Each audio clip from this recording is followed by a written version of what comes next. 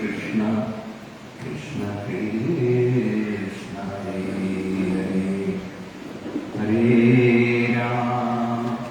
हरे राम राम राम हरे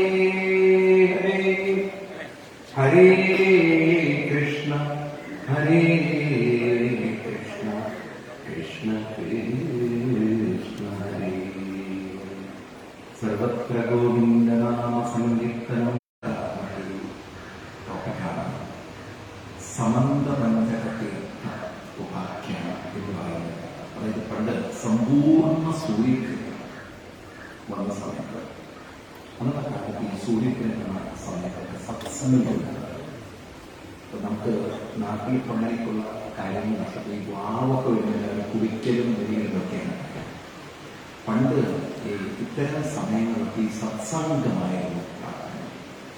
നമുക്ക് അത് നഷ്ടപ്പെട്ടു. ഈ സത്സംഗങ്ങളുടെ പ്രാർത്ഥന ശരിക്കും പറഞ്ഞാൽ ഈ ജ്ഞാനമാണ് ഏറ്റവും വലിയ സമ്പത്ത്. ജ്ഞാനവും അനുഷ്ഠാനവും. ഇപ്പൊ നമുക്ക് അനുഷ്ഠാനമുള്ള പക്ഷെ ജ്ഞാനമില്ല. അത് അനുഷ്ഠാനം എന്ന് പറയുന്നത് സത്യസന്ധത ചടങ്ങ് പോലെ. അപ്പൊ നമുക്ക് ജ്ഞാനത്തോടുകൂടി അനുഷ്ഠാനം ഉണ്ടെങ്കിൽ അത് വലിയ പരിവർത്തനം ജീവിതത്തിൽ. അപ്പൊ ഇവിടെ എന്താ നമുക്ക് കാണാൻ സാധിക്കുന്നത്? നമ്മുടെ സമ്പൂർണ്ണ സൂര്യഗ്രഹണ സമയത്ത് എല്ലാവരും സമന്ത പഞ്ചകം എന്ന് പറഞ്ഞ സ്ഥലത്തൊട്ടുകൂടി കൃഷ്ണന്റെ കാലം. അപ്പൊ കൃഷ്ണൻ അവിടെ എത്തിയിട്ടുണ്ട്. ഈ സമന്ത പഞ്ചകം എന്നൊക്കെ കണ്ടാൽ നമുക്ക് കുറച്ചൊരു പരിചയമാണ്, ലോകപരിചയമാണ്. ഇത് ഇന്ന് ഗുജറാത്ത് സോമനാഥ ക്ഷേത്രം എന്നൊക്കെ കിട്ടുന്നു. ഈ സോമനാഥ ക്ഷേത്രത്തിനടുത്ത്, കാരണം എനിക്ക് ഗുജറാത്ത് എന്നുള്ള സ്ഥലത്തിന്റെ ഒരു ചിത്രം മനസ്സിലാക്കാം. കാരണം ദ്വാരക എന്ന് പറയുന്നത് നമുക്ക് ഏറെക്കുറെ കച്ച് ആകപ്പോയി അങ്ങോട്ട് പാകിസ്ഥാൻ കച്ച് അങ്ങോട്ട് പോകുന്ന ഭാഗത്താണ് ഈ ദ്വാരക കാര്യം. അപ്പൊ അവിടെ നിന്ന് കരയിലേക്ക് കയറി കഴിഞ്ഞാൽ അന്ന് ആ കരഭാഗത്തിനുള്ളിൽ പ്രഭാസം, അതാണ് കൃഷ്ണൻ ശരീരം ഉപേക്ഷിക്കുന്നത് പ്രഭാസ തീരത്താണ്. ഈ അവിടെ നിന്ന് നേരെ വന്നു കഴിഞ്ഞാൽ എത്തുന്ന ഭാഗമാണ് ഈ സോമനാഥ ക്ഷേത്രം. ഇപ്പോൾ സോമനാഥ കൂടുതലാണെങ്കിൽ സോമനാഥർക്ക് ഗുജറാത്തിലെത്തി. അപ്പൊ അവിടെ കടൽത്തീരത്താണ്.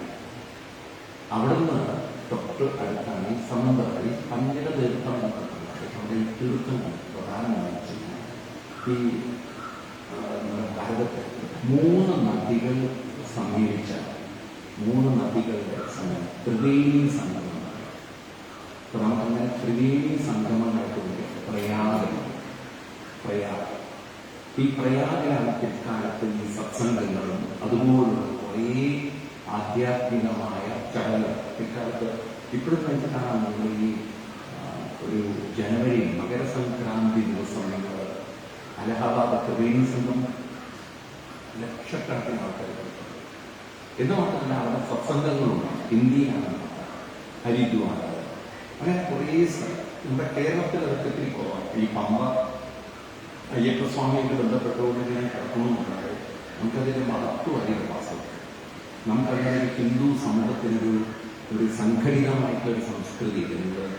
കർണാടകയിൽ കാവേരി എന്ന് പറയുന്ന സ്ഥലത്ത് അവർക്ക് ഇതുപോലുള്ള കുറേ കളിച്ചുണ്ട്. നിങ്ങൾ നാസിക്കിൽ പോയാൽ അവിടെ കാണാം.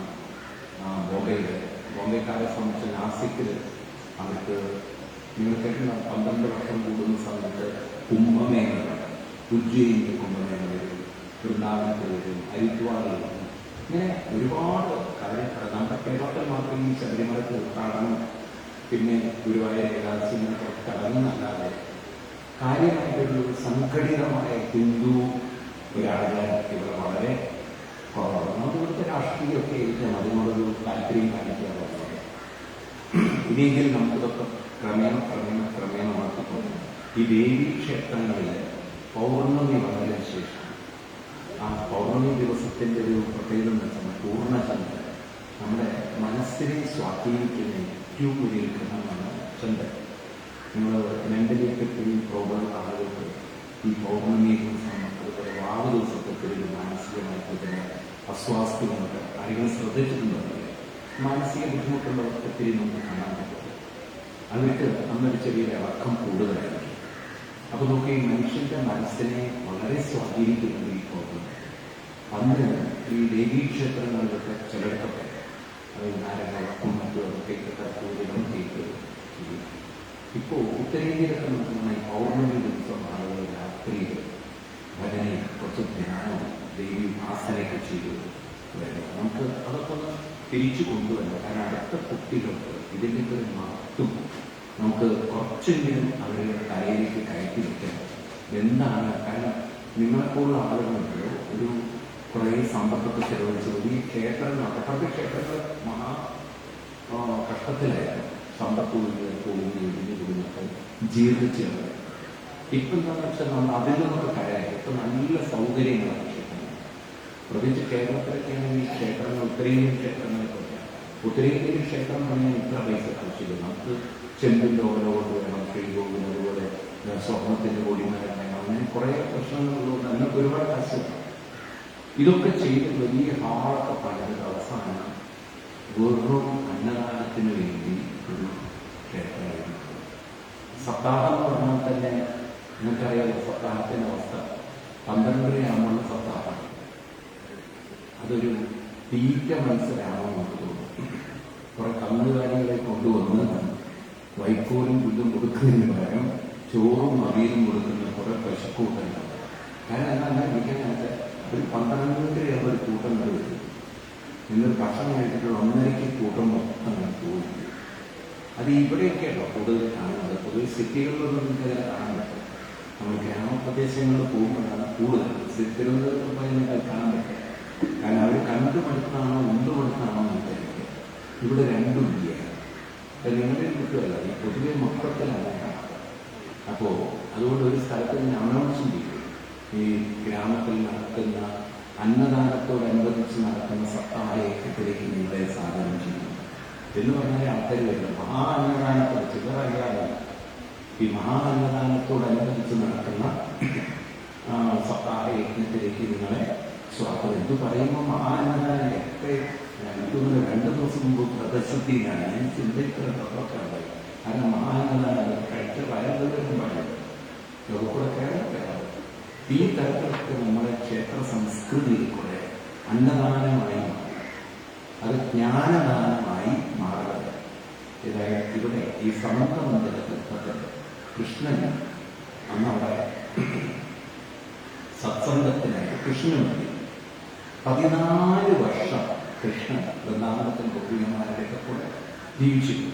ആ 14 വർഷത്തിന് ശേഷം പിന്നെ ഈ ഗോപികമാര് കൃഷ്ണനെ കാണുന്നത് ഈ സമന്ത ബന്ധിത തിരുപ്പതി.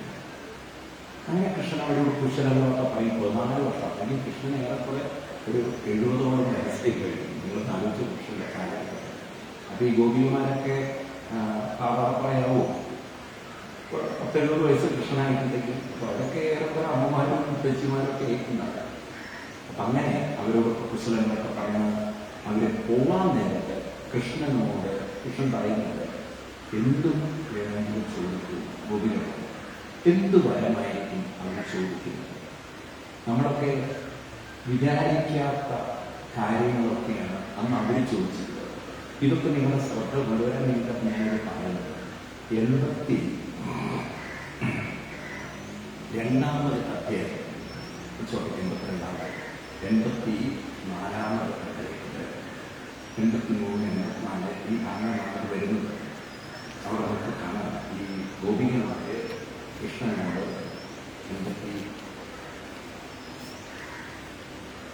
82ാമത് അധ്യായത്തിൽ ഏറ്റവും അവസാനത്തെ 49ാമത്തെ 82ാമത് ഭാഗത്ത് അവിടെ ഗോപികമാര് കൃഷ്ണനോട് ഞാൻ ഒരു വരം മാത്രമേ വേണ്ടൂ. നമ്മളോടാണ് കൃഷ്ണൻ കാര്യം ചോദിക്കുന്നത്. എന്താ പറയുക, എൻ്റെ കാര്യം നോക്കാം, മോൻ്റെ കാര്യം നോക്കിയാൽ മതി, അല്ലെങ്കിൽ മോളുടെ കാര്യം നോക്കിയാൽ മതി. ഇനി അവരുടെ കാര്യങ്ങൾ നോക്കാൻ നമുക്ക് ഒരു താല്പര്യമില്ല, എൻ്റെ മുക്കൊന്ന് നേരിട്ടാൽ മതി. അങ്ങനെയൊക്കെ നമുക്ക് എന്തെങ്കിലും ആരോഗ്യ പ്രശ്നങ്ങളോ അല്ലെങ്കിൽ മക്കളുടെ കാര്യങ്ങളോ ഒക്കെ ആയിരിക്കും നമ്മൾ ചോദിക്കുന്നത്, അല്ലേ? അല്ലെങ്കിൽ പിന്നെ നിങ്ങൾ മൊത്തത്തിൽ കുടുംബത്തിനും വീട്ടുകാർക്കൊക്കെ കൂടെ പറയുന്നത് വേണേ എൻ്റെ മക്കളുടെ കാര്യം ഭർത്താവല്ലേ കൂടി ഉൾപ്പെടുത്തിയിട്ടുള്ള കാര്യങ്ങൾ, ഞാൻ എൻ്റെ മക്കളുടെ കാര്യം ഭർത്താവിൻ്റെ കാര്യം കൂടി അപ്പം പറയാൻ അമ്മായി അത് പറയാൻ. ഇതൊക്കെ തന്നെ ഉൾപ്പെടുത്തിയിട്ടുള്ളത്. ഈ തരത്തിൽ മനുഷ്യൻ അവൻ്റെ ഒരു കൊച്ചു ലോകത്തിൽ സുഖങ്ങളാണ് നോക്കുന്നത്. എന്നാൽ കുടിയന്മാർ എന്താ ചോദിച്ചു നോക്കുന്നത്? ആ പുസ്തകേ നടനാപതാരവിന്ദം യോഗേശ്വരേ ഹൃദിവിജന്യമഹാബോധൈ സംസാരകൂപപതിതം സംസാരകൂപപതിതോത്തരണാവലംബം ഗേഹം ചുഷാ മനസ്സി സദന്ന. സംസ്കൃതമാണ്, ശ്രദ്ധിച്ചാലേ മനസ്സിലാവും. കൃഷ്ണനോട് പറഞ്ഞു ആഹു പറയുന്നു, കൃഷ്ണൻ ഞങ്ങൾ ആവശ്യപ്പെടുന്നു നളിനനാഥ അങ്ങനെ പാദം ഞങ്ങൾ തൊട്ടുകൊണ്ട് അങ്ങോട്ട് നിങ്ങൾ ആവശ്യപ്പെടും. ഹേ ഭഗവാനെ, ഞങ്ങൾക്കൊന്നേ ഇതാണ്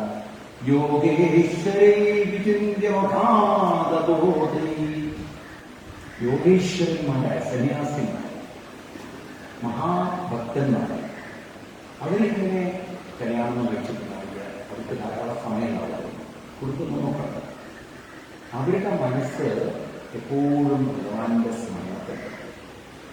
കാരണം അവർക്ക് വേറെ പ്രാരബ്ധങ്ങൾ, ഈ പ്രാരബ്ധങ്ങളില്ലാത്ത ആളുകളുടെ ഹൃദയത്തിൽ അവരാണ് യോഗീശ്വരൻ. അവരുടെ മനസ്സിൽ മനസ്സോട് ഭഗവാന്റെ വിചാരണ. ഞങ്ങൾ അങ്ങനെയല്ല, ഞങ്ങളാരാണ് സംസാരകോപപതിതം. ഒരു വൃത ജീവിതം നയിക്കുമ്പോൾ നടക്കാതെ ഭാര്യ പൈസ വീട് പുല്ല് പോലെ അതിനിടയ്ക്ക് വീട്ടിലവിടെ ചേരുന്നതും ഇപ്പോഴത്തെ പറഞ്ഞിട്ടുള്ളതും ഓരോരോ പ്രശ്നങ്ങൾ അവിടെയും ഒക്കെ ഉണ്ടായിരുന്നു. അതിനിടയ്ക്ക് അമ്പലത്തിൽ വരെ വരും, അപ്പോൾ രാഷ്ട്രീയത്തിൽ വരെ വരും. ഇങ്ങനെ ഓരോ കുടുംബങ്ങളൊക്കെ അതിൻ്റെ ഇടയിൽ കൂടെ നമുക്ക് നടക്കുന്നുണ്ട്. അതിനിടയ്ക്ക് ചെറിയ മകൾ പ്രസവിക്കും, വലിയ മകൻ പ്രസവത്തിൻ്റെ പ്രശ്നമില്ല.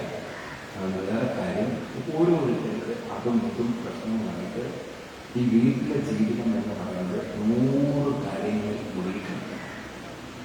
എങ്കിലും ഞങ്ങളെ ഒന്നനുഭവിക്കാം. എന്താണ് യോഗീശ്വരന്മാരായ ആളുകൾക്ക് അവരുടെ ഹൃദയത്തിൽ മനസ്യൂത സ്മരണ സാധിക്കുന്നത് ഗൃഹസ്ഥ ജീവിതത്തിന്റെ എല്ലാം അതിർത്തികൾക്കുള്ളിൽ നിന്നുകൊണ്ട് ജീവിക്കുന്നതിന് മനസ്സിൽ പുതിയ ഞങ്ങൾക്കും അതുപോലെ അവരുടെ നാമം പുതിയ ഉദിക്കുന്നു. അതായത് ഞങ്ങൾക്ക് എന്ത് പ്രാരബ്ധങ്ങളുണ്ടെങ്കിലും എന്ത് തന്നെ വീട്ടിൽ പ്രശ്നങ്ങളുണ്ടെങ്കിലും ഭഗവാന്റെ നാമസ്മരണത്തിൽ ഒരു ബന്ധമുണ്ട്. അതും നിങ്ങളുടെ മനസ്സിൽ അങ്ങനെ യോഗീശ്വരന്മാരെ പോലെ ഞങ്ങൾക്കും സാധിക്കും. നമുക്ക് കൃഷ്ണനോട് ചോദിച്ചത് നിങ്ങളുടെ കുടുംബജീവിതങ്ങളെ ശരിയാക്കി തരണമെന്നല്ല, ഞങ്ങളുടെ വീട്ടിലെ ബുദ്ധിമുട്ടുകൾ മാറ്റി തരണമെന്നല്ല. യോഗീശ്വരന്മാരായ ആളുകൾക്ക് എപ്രകാരമാണോ അനുസ്യൂത സ്മരണമുള്ളത്, ഗൃഹജീവിതത്തിന്റെ പ്രാരബ്ധങ്ങൾക്കിടയിൽ ഞങ്ങൾക്കും അനുസ്യൂത സ്മരണം സാധിക്കണം. ഇത് നമുക്ക് തോന്നുന്നു പറയാം, നമ്മൾ ആവശ്യപ്പെടും. കാരണം നമ്മളെ ആ ഗൃഹജീവിതത്തിന്റെ എന്തെങ്കിലും ബുദ്ധിമുട്ടുകൾ അങ്ങോട്ട് വലിച്ചിട്ടുണ്ടാവും. ഇവർ നോക്കൂ, ആ ഗൃഹജീവിതത്തിൽ ഇരിക്കുമ്പോൾ ഇവരുടെ മനസ്സ് മുഴുവൻ ആർക്കർപ്പിച്ചിരിക്കുന്നു ഭഗവാൻ. അതൊരു വലിയ ചലഞ്ചാണ്. അപ്പോഴാണ് നമുക്ക് ജീവിതത്തിലോ ഈ മനോധൈര്യം ഇതൊക്കെ കണ്ടെത്തുന്നത്. ഇതൊക്കെ നമ്മളോട് പറഞ്ഞാൽ നമുക്കതിന്റെ വില മനസ്സിലാക്കാം. കാരണം നമ്മൾ നാമത്തിന്റെ ഒരു ഏറ്റവും പുറത്തെ ഒരു കളിയിലാണ്. നമ്മൾ അതിൻ്റെ അകത്തളങ്ങളിലേക്ക് ഇറങ്ങിച്ചിരുന്നു. അതാണ് പടി 6 കടന്ന വിടച്ച് ഇതിന്റെ ഉള്ളിലേക്ക് ഇറങ്ങിച്ചെല്ലുമ്പോഴാണ് നമ്മളും ഭഗവാനും തമ്മിലൊരു ബന്ധം നമുക്കുണ്ടാകും. ഇപ്പൊ നമുക്ക് ഭഗവാനുമായിട്ട് ബന്ധമില്ല. നമ്മൾ വെറുതെ നാമം ജപിക്കുന്നത് പോലും നാക്കുകൊണ്ടാണ്. ഇതൊക്കെയല്ല നമ്മുടെ ഈ 3 തലങ്ങൾ ഈ നാമത്തിൽ. ഇതിന് വൈഖരി, നാക്കിന് വൈഖരി പറയും. അപ്പൊ നാക്കും മനസ്സും ചേരുമ്പോൾ അത് മധ്യമ പറയും. നാക്കും മനസ്സും. ഇനി നാക്കും മനസ്സും ഹൃദയവും ചേരുമ്പോൾ അതിന് പരാവാണി. സോറി, അതിന് പറയാൻ നമ്മൾ പശ്യന്തിമാണ്. പശ്യന്തി മനസ്സും നാക്കും ഹൃദയം. ഇനി അതും കഴിഞ്ഞ് നാക്കുണ്ട്, മനസ്സുണ്ട്, ഹൃദയമുണ്ട്. അതിനും അപ്പുറത്ത് നമ്മൾ അതിൽ പരിപൂർണമായി മുഴുകിച്ചേരുന്നു. അതിന് പരാവർത്തനം. ഇപ്പൊ നാമത്തിന്റെ പല പല തലങ്ങളാണ്. ഇപ്പൊ നമ്മളിതിൽ മിക്കവാറും നിൽക്കുന്നത് ഇതിലായിരിക്കും, ഈ നാക്കിന്റെ തലത്തിൽ. ഇനി അവിടെ നമ്മോട്ട് കടന്ന് പോവാനുണ്ട്. അപ്പോഴാണ് നമ്മൾ നാമം ജപിച്ച് നാമം കുറെ കഴിഞ്ഞ് പോകും. നാമം ഒരു കുട്ടിയുടെ പൊക്കൾ അറ്റുപോകുന്ന പോലെയാണ്. കുട്ടി അമ്മയിൽ നിന്ന് സ്വതന്ത്രമാണ്. ഈ ജപിച്ച് നാമം പോയി പിന്നെ ഭഗവാൻ മാത്രമായി തീരുന്ന ഒരവസ്ഥ വരുന്നത്. ഇതൊക്കെ നമ്മുടെ ആ റെവല്യൂഷനിൽ, ആ ഒരു യാത്രയിൽ നമുക്ക് കിട്ടുന്നതാണ്. ഏതായാലും ഇപ്രകാരം ഈ ഗോപികമാര് ഭഗവാനോട് ഇതൊക്കെ പറഞ്ഞ് അത് കഴിഞ്ഞിട്ട് ഭഗവാനെ കാണാൻ വേണ്ടി കുറേ മഹർഷി വരുന്നതാണ്. വ്യാസഭഗവാൻ, നാരദ മഹർഷി, അങ്ങനെ ഒരു കൂട്ടം ആചാര്യന്മാർ അന്ന് സമന്തബന്ധത്തിൽ അവരെയൊക്കെ കണ്ടപ്പോൾ ഭഗവാൻ അവരെ സ്വീകരിച്ചു. എന്നിട്ട് ഭഗവാൻ അവരോട് പറയുന്ന ചില കാര്യങ്ങൾ, അതും നമുക്ക് വളരെ ആവശ്യം. അത് വരുന്നത് 84-ാമത്തേക്ക്. ഇത് ഭഗവാനും മഹർഷിവര്യന്മാരും തമ്മിലുള്ള ഒരു ചർച്ചയാണ്. ഇതൊക്കെ സത്യം പറഞ്ഞാലോ നമ്മളെ കണ്ണു തുറപ്പിക്കുന്ന ചർച്ചകളാണ്. അപ്പൊ ഭഗവാൻ അവരെ സ്വീകരിക്കാനാണ്. അതിന് പറയാണ്, ഞങ്ങള് ഭാഗ്യം ചെയ്തവരായ അഹോവയം ജന്മകൃതോ ലബ്ധം കാസ്മേന കണ്ടഫലം. ഞങ്ങൾ ഇത്രയും വലിയ ഭാഗ്യം ചെയ്തവരായി. കാരണം എന്താ? ദേവാനാമഭിപ്രാപം യോഗീശ്വരം. നമുക്ക് ബാക്കി എന്തും നേരിട്ടാം. ദേവാനാമഭിദുഷ്പ്രാപം.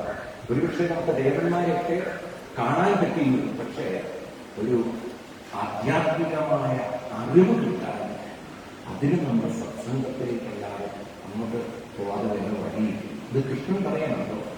ഇത് പറയാൻ നമ്മുടെ ജീവിതത്തിൽ ഏറ്റവും പുണ്യം കിട്ടുന്നുണ്ട്. പലപ്പോഴും നമ്മൾ പറയാം, നമുക്ക് അമ്പലത്തിൽ പോയ പുണ്യം കിട്ടും, അങ്ങനെയൊക്കെയല്ലേ നമ്മൾ പറയാം.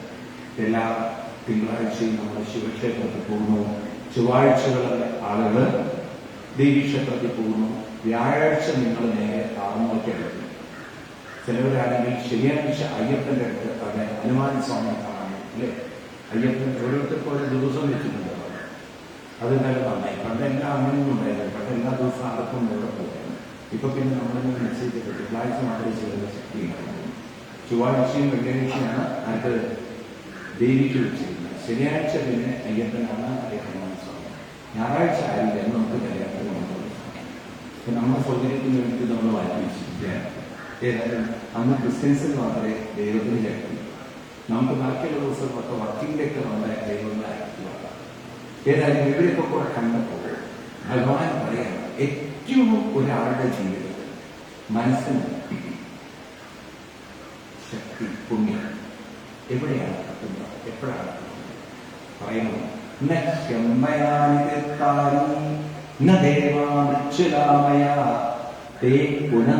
ഒരു കാലേന ദർശനാദേവ സാധവ. കൃഷ്ണൻ പറയാതെ നിങ്ങൾ എത്ര അമ്പലങ്ങളിൽ പോയിക്കോ, പക്ഷെ നിങ്ങൾ ഒരു കാര്യം മനസ്സിലാക്കണം, നിങ്ങൾ സത്സംഗത്തിൽ പോയി കിട്ടുന്ന ആ സുഹൃതം, ആ പുണ്യം വേറെ ഒന്നും ദർശനാദേവ സാധവ. അതുകൊണ്ട് നമ്മൾ വീടുകളൊക്കെ വെറുതെ പൂജാമുറിയൊക്കെ വെച്ചാൽ പോട്ടെ. അപ്പൊ നമ്മൾ അമ്മമാരെ ശ്രദ്ധിക്കും. അങ്ങനെ പൂജാമുറി വെച്ചതുകൊണ്ടൊന്നും നമ്മൾ വിചാരിക്കുന്നത് നമ്മുടെ വീട്ടിൽ ദൈവം പുണ്യം തരുന്നത്. ആ പൂജാമുറി ആവുന്നത് എപ്പോഴാണ്? നിങ്ങൾ എവിടെ പൂജാമുറി പണിതു എന്നുള്ളത് വാസ്തുപ്രകാരത്തിൽ നിങ്ങൾ കണ്ടു. കിഴക്കോട്ട് ദർശനം വേണോ, പടിഞ്ഞാറ് ദർശനം വേണം. പക്ഷെ ആ പൂജാമുറിയാകുന്നത് അവിടെ ഇരുന്ന് ജപിക്കുമ്പോഴാണ്, ജപശക്തിയാണ്. പക്ഷെ പലർക്കും പേര് ഈ ഹിന്ദുക്കൾ ഇങ്ങനെയാണ്, ഹിന്ദുക്കളെ എനിക്ക് മനസ്സിലാവുന്നില്ല. കാരണം എന്താ വെച്ചാൽ നമ്മളെ ഇങ്ങനെ അന്ധവിശ്വാസത്തിൽ പലരും പിടിച്ചിട്ടുണ്ട്. അത് ഈ പ്രത്യേകിച്ച് ഗ്രാമപ്രദേശങ്ങൾ വളരെ. ഞാനത് പറയാൻ കാരണം ഇവിടെ നാളത്തെ യജ്ഞപ്രസാദം തരണം. ഇവിടെ സർക്കാരുകാരെ അനുഭവിച്ചിരുന്നതൊക്കെ കൊടുക്കുന്നത്. ഈ എങ്ങനെ ഏറ്റവും വലുത്. അപ്പൊ പറഞ്ഞ ഭദ്രകാളിയുടെ ഫോട്ടോ വീട്ടിൽ വയ്ക്കാൻ പാടില്ല എന്ന് പറഞ്ഞത് അങ്ങനെയല്ല.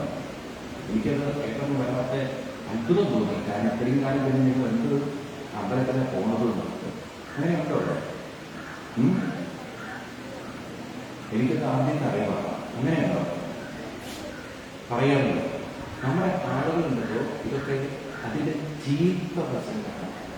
അപ്പം നമ്മുടെ വീട്ടിൽ വെക്കാൻ പറ്റാത്ത ഒരു ചിത്രമാണ് എന്തിനാണ് ഇവര് മകന്മാരുണ്ടാക്കിയത്? നിങ്ങളെന്താണെന്ന് ആലോചിക്കട്ടെ. നിങ്ങൾ എന്തുകൊണ്ടാണ് വെക്കാൻ പാടില്ല എന്ന് പറയുന്നത്? കാരണം തല വെട്ടിയ കഥകൾ, കുറെ കഥകൾ, ആയുധങ്ങൾ, ഇതൊക്കെ കണ്ടിട്ടാണ് നിങ്ങൾ പറയുന്നത്. ഇതിന്റെ ഒരു വേണ്ടാത്ത വശമാണ് ആളുകൾ കാണുന്നത്. എന്നാൽ നിങ്ങളതിന്റെ ഫിലോസഫി മനസ്സിലാക്കുക. എന്താണ് നിങ്ങൾ പറഞ്ഞു എഴുതിയിരിക്കണം. ഈ പുതിയകാല ക്ഷേത്രത്തിലേക്ക് ഭദ്രകാളിയെ തൊഴാൻ വരുമ്പോൾ നമ്മുടെ കുട്ടികൾക്ക് നമ്മൾ പറഞ്ഞു കൊടുക്കണം ആരാണ് ഭദ്രകാളി. ഭദ്രകാളി എന്ന വാക്കിന്റെ അർത്ഥം തന്നെ ഭദ്രം കലയടി ഇതി ഭദ്രകാളി. ഭദ്രമായി കലയെ ചെയ്യുന്നു, എല്ലാം ഭദ്രമായി ചെയ്യുന്നതാണ് ഭദ്രകാളി. എന്താണ് ഈ ഭദ്രകാളി? ശ്രദ്ധിക്കും. ശിവന്റെ നെഞ്ചിൽ നൃത്തമാടുന്ന ഭദ്രകാളി. ഈ ഭദ്രകാളി ശിവന്റെ നെഞ്ചിലാണ് നൃത്തമാടുന്നത്. അപ്പോ ശിവം എന്ന് പറഞ്ഞാൽ മംഗളം എന്നാണ്. മംഗളമായതാണ് ശിവം. ഇവിടെ മംഗളമായത് ഒരേ ഒരു സത്യം മാത്രമേ ഉള്ളൂ. എന്താണ് മംഗളം? ഒരിക്കലും നശിക്കാത്ത, എന്നും മംഗളമായി നിൽക്കുന്ന ഒരേ ഒരു സത്യം ശുദ്ധ ബോധം, നിത്യ ശുദ്ധ ബോധം. അതായത് നമ്മൾ മാറ്റി നിർത്തുന്ന ഒരു പ്യുവർ കോൺഷ്യസ് എനർജി ഉണ്ട്, ഒരു പ്യുവർ കോൺഷ്യസ് ഇന്റലിജൻസ്. അതിപ്പോ നിങ്ങൾക്ക് പറഞ്ഞാൽ മനസ്സിലാവില്ല. കാരണം അത് പഠിക്കണമെങ്കിൽ നിങ്ങളുടെ ബ്രെയിൻ അത്രയും നിങ്ങൾ ഷാർപ്പിക്കണം. ഞാൻ ഈ പറഞ്ഞത് മനസ്സിലാവും. കാരണം അതിന് കുറെ സാധന ചെയ്യേണ്ടത്. കാരണം നമ്മുടെ മനസ്സിനെ പോലും മനസ്സാക്കി നിർത്തുന്ന ഒരു ബോധം, അത് ശുദ്ധമാണെന്ന് പഠിക്കണമെങ്കിൽ മനസ്സിനെ കാണാനുള്ള ഒരു ട്രെയിനിങ് നമ്മൾ ചെയ്യുന്നത്. അതിന് ധ്യാനമൊക്കെ നിരന്തരം ചെയ്യുന്ന ആളുകൾക്ക് പറഞ്ഞാൽ മനസ്സിലാവും. ദൃശ്യതേത്തു അഗ്രയാദിത്യ സൂക്ഷ്മയാ സൂക്ഷ്മബുദ്ധി. ആ ഒരു ശുദ്ധബോധമാണ് ശിവം. ആ ബോധത്തിന്റെ പ്രേരണയാണ് ഇവിടെ ശക്തി. ശക്തി അതിന്റെ ചൈതന്യം കാണിക്കുന്നത്. അത് ഈ പ്രപഞ്ചം മുഴുവൻ, ഈ കാണുന്ന പ്രപഞ്ചം മുഴുവൻ ശക്തിയുടെ വികാസമാണ്. ശക്തി വികസിച്ചതാണ് പ്രപഞ്ചം. അങ്ങനെ ശക്തി വികസിക്കുമ്പോൾ 10 ദിക്കിലേക്ക്, നിങ്ങൾക്കൊക്കെ 10 കൈകളുള്ള ദേവി, 10 ദിക്കുകൾ, അതുപോലെ തന്നെ 10 ഇന്ദ്രിയങ്ങൾ. മനുഷ്യന് ഇവിടെ ജീവൻ വികസിക്കുമ്പോൾ മനുഷ്യന്റെ ശരീരത്തിൽ 5 ജ്ഞാനേന്ദ്രിയങ്ങളും 5 കർമ്മേന്ദ്രിയങ്ങളും, 10 ഇന്ദ്രിയങ്ങൾ ഉണ്ടെങ്കിലേ നമുക്ക് പ്രവർത്തിക്കാൻ പറ്റും. അതുപോലെ പ്രാണൻ, ഇതൊക്കെ നമ്മുടെ ഉള്ളിൽ പ്രവർത്തിക്കും. അപ്പൊ ഇങ്ങനെ പ്രവർത്തിക്കുന്ന സമയത്ത്, ഈ പ്രപഞ്ചം വികസിക്കുന്ന സമയത്ത്, ശ്രദ്ധിക്കണം നിങ്ങൾ, ഈ പ്രപഞ്ചം വികസിക്കുന്ന സമയത്ത് സ്വാഭാവികമായിട്ടും ഇവിടെ മനുഷ്യന്റെ ശ്രദ്ധ യോഗത്തിലേക്ക് വരും. യോഗത്തിലേക്ക് വന്നാലേ ശിവനെ കാണാം. ശിവനെ, ഉള്ളിലുള്ള ശിവനെ കാണാതെ നമ്മുടെ കണ്ണും മൂക്കും കാതും ഇന്ദ്രിയങ്ങളും കൊണ്ട് പുറം മാത്രം കാണാൻ നമ്മൾ ഭോഗത്തിനടിമപ്പെട്ടു. അപ്പൊ ഈ ഭോഗത്തിനടിമപ്പെടുമ്പോൾ മനുഷ്യൻ സ്വാർത്ഥനായി അവന്റെ സുഖം, അവന്റെ സുഖം, അവന്റെ സുഖം, എല്ലാവരും അവരവന്റെ സുഖത്തിലേക്ക് മടക്കുമ്പോൾ അവരുടെ ആസുരിക ശക്തികൾ വികസിക്കുന്നു. ഈ ആസുരിക ശക്തികൾ വികസിക്കുമ്പോഴാണ് അവിടെ അനർത്ഥങ്ങൾ ഉണ്ടാകുന്നത്. ഓരോരുത്തരും അവനവന്റെ സ്വാർത്ഥത പറയുമ്പോൾ അവിടെ ഐക്യമുണ്ടാകില്ല, ഒത്തൊരുമയുണ്ടാകില്ല, സഹകരണം ഉണ്ടാകില്ല, സഹവർത്തിത്വം. അപ്പം എന്ത് ചെയ്യണം? നമ്മുടെ ആസുരിക ചിന്തയെ, സ്വാർത്ഥ ചിന്തയെ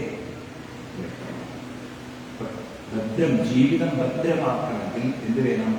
ആസുരികത മാറ്റിക്കൊണ്ട് നമ്മൾ ഉള്ളിലേക്ക് നോക്കണം. ഈ ദേവി തന്റെ ഉള്ളിലേക്ക് അഥവാ നൃത്തമാകുന്നത്, ദേവിയുടെ കാല് ശിവന്റെ നെഞ്ചിൽ വെച്ചുകൊണ്ട് നൃത്തമാണ്. എന്നിട്ട് ആനന്ദത്തിൽ അട്ടഹസിക്കുകയാണ്. ആനന്ദ അട്ടഹാസമാണ്. അങ്ങനെ നമുക്ക് ജീവിതം സന്തോഷകരമായി കൊണ്ടു നടക്കാൻ തന്റെ ഉള്ളിലേക്ക് നോക്കിക്കൊണ്ട് തന്റെ ആസുരികയെ നശിപ്പിച്ചുകൊണ്ട് നൃത്തമാണ് ദേവി പഠിപ്പിക്കുക. ജീവിതം ഒരു നൃത്തമാക്കുക, നൃത്തം കലയാക്കുക, ആനന്ദമാക്കുക. ഇത് നമ്മുടെ വീടുകളിൽ വെക്കേണ്ടതാണ്, ഓർമ്മിപ്പിക്കണം. നിങ്ങളുടെ ഉള്ളിലുള്ള സ്വാർത്ഥമാകുന്ന ആസ്വദികതയാണ് നിങ്ങൾ കൊണ്ടുവരുന്നത്. അപ്പൊ നിങ്ങൾക്ക് ഗീതയൊക്കെ തിരി പഠിക്കണമെന്നില്ല. കാരണം ഗീതയിൽ 16-ാം അധ്യായത്തിൽ 4-ാം ശ്ലോകം ഓർമ്മ വേണം. അപ്പോഴാണ് മനസ്സിലാവുക എന്താണ് ആസ്വദികത. ആസ്വദികതയൊക്കെ കൃഷ്ണൻ അവിടെ നിർവഹിച്ചിട്ടില്ല. ഈ വേഷം ഒരു അറിവില്ലാതെ പോകുന്നതാണ് ഈ പൊട്ടത്തരങ്ങളൊക്കെ ആളുകൾ വിളിച്ചു പറയുന്നത്. ആ ഫോട്ടോയ്ക്ക് അങ്ങനെ ആരെങ്കിലും പറയുന്നുണ്ടെങ്കിൽ അതിനകത്ത് ഒരു ABC ഈ കാര്യത്തിൽ ഈ പൊട്ടം അറിയുകയാണ്. നിങ്ങൾ ഉറപ്പിച്ചു ആരെങ്കിലും ഇതൊക്കെ വെക്കരുത് എന്ന് പറഞ്ഞിട്ടുണ്ടെങ്കിൽ അപ്പൊ ഞാൻ എൻ്റെ ഉള്ളിൽ പറയാം, ഒരു മഹാപൊട്ടനെയാണല്ലോ ദേവി ഈ ക്ഷേത്രത്തിൽ കൊണ്ടുവരുന്നത്, ഒരു മഹാപൊട്ടനെയാണല്ലോ ദേവി അവിടെ കാണുന്നത്. ദേശം വിവരം വിജയത്തിന് എന്നാ ഓർമ്മിക്കുകയാണ്. അപ്പൊ നിങ്ങൾ അങ്ങനെ പൊട്ടന്മാരാണ്. നിങ്ങളിതിനെക്കുറിച്ച് അറിവുണ്ട്. ഗീതയൊക്കെ നിങ്ങൾ പഠിക്കാം. അപ്പൊ നിങ്ങൾക്ക് മനസ്സിലാകുന്ന ആളുകൾ തെറ്റിദ്ധരിച്ച് മനസ്സിലാക്കി ഒരു ഫോട്ടോയും എവിടെയും വെക്കരുതെന്ന് ഒരു ആചാര്യനും പറയുന്നത്. വെക്കാൻ വേണ്ടിയിട്ടല്ലേ ഇതൊക്കെ ഉണ്ടാക്കിയത്. അല്ലെങ്കിൽ ഇത് സങ്കല്പിച്ച ആളുകളാരാണ്?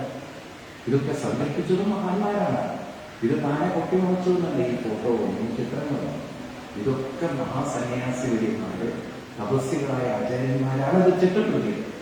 അല്ലാതെ അവരും താഴെ ഉണ്ടാവുമെന്ന് എനിക്ക് തോന്നുന്നു. ഇതൊക്കെ ഭാവനയിലാണ്. അല്ലെങ്കിൽ പിന്നെ തന്ത്രി എന്തിനാ വയ്ക്കുന്നത്? പൂജിക്കുന്ന തന്ത്രിയെ. പിന്നെ കുറെ അന്ധവിശ്വാസങ്ങൾ.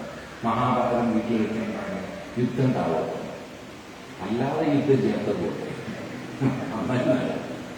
എന്നാ പിന്നെ നല്ല വീടാണ് ജീവിക്കുക.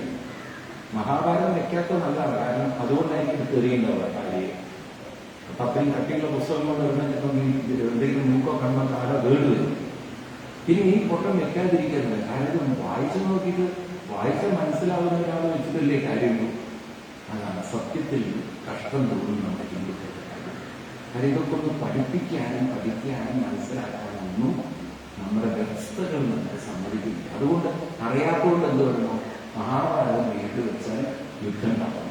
ഒരു പൊട്ടൻ എന്നോട് ചോദിച്ചു, സ്വാമി ഈ മഹാഭാരതം വീട്ടിൽ വെച്ചാൽ യുദ്ധം ഉണ്ടാവില്ല, അതിനായിട്ട് രാമായണത്തിൻ്റെ യുദ്ധം ചെയ്യും. ഓ അപ്പൊ അത് വയ്ക്കാൻ പറ്റില്ല.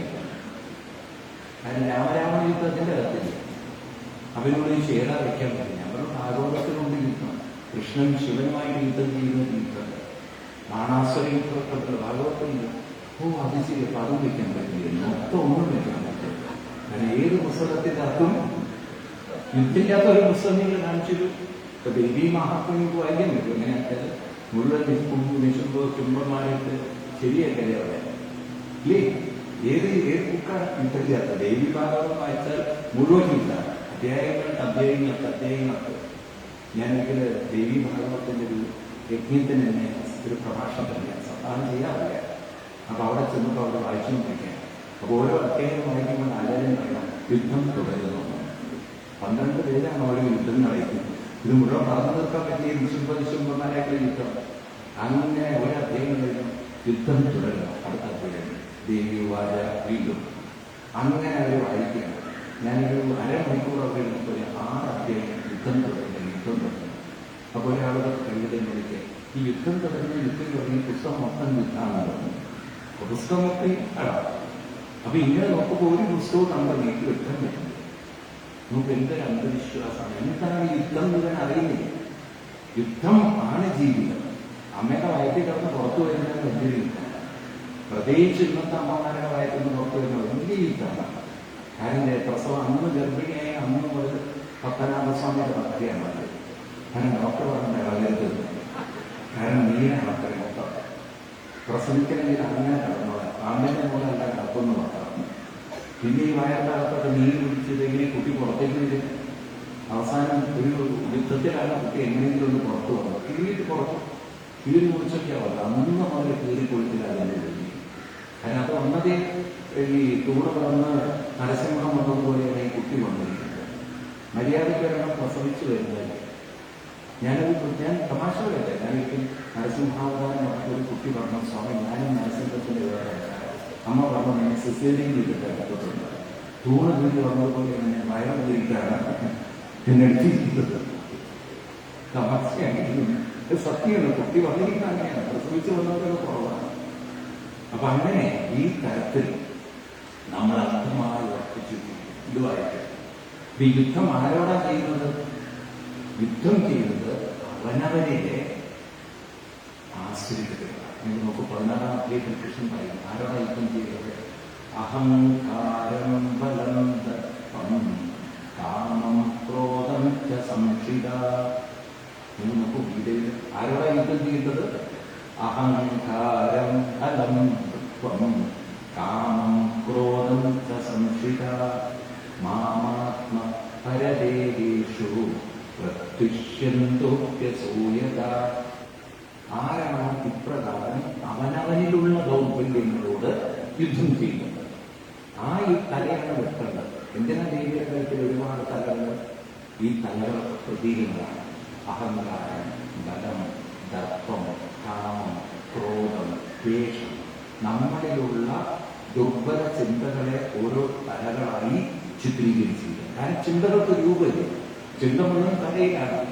അപ്പൊ ഈ നെഗറ്റീവ് ചിന്തകളെ കട്ട് ചെയ്യാൻ നമുക്കൊരു തലയുടെ ചിത്രം വെച്ചിട്ടുണ്ട്. അപ്പൊ ദേവി ഇങ്ങനെ തല വെട്ടി എന്ന് പറഞ്ഞാൽ എന്താ അർത്ഥം? ദേവിക്കുന്ന തലവെട്ടലാണോ ജോലി? ഏത് തലയാണ് അവിടെ വെട്ടുന്നത്?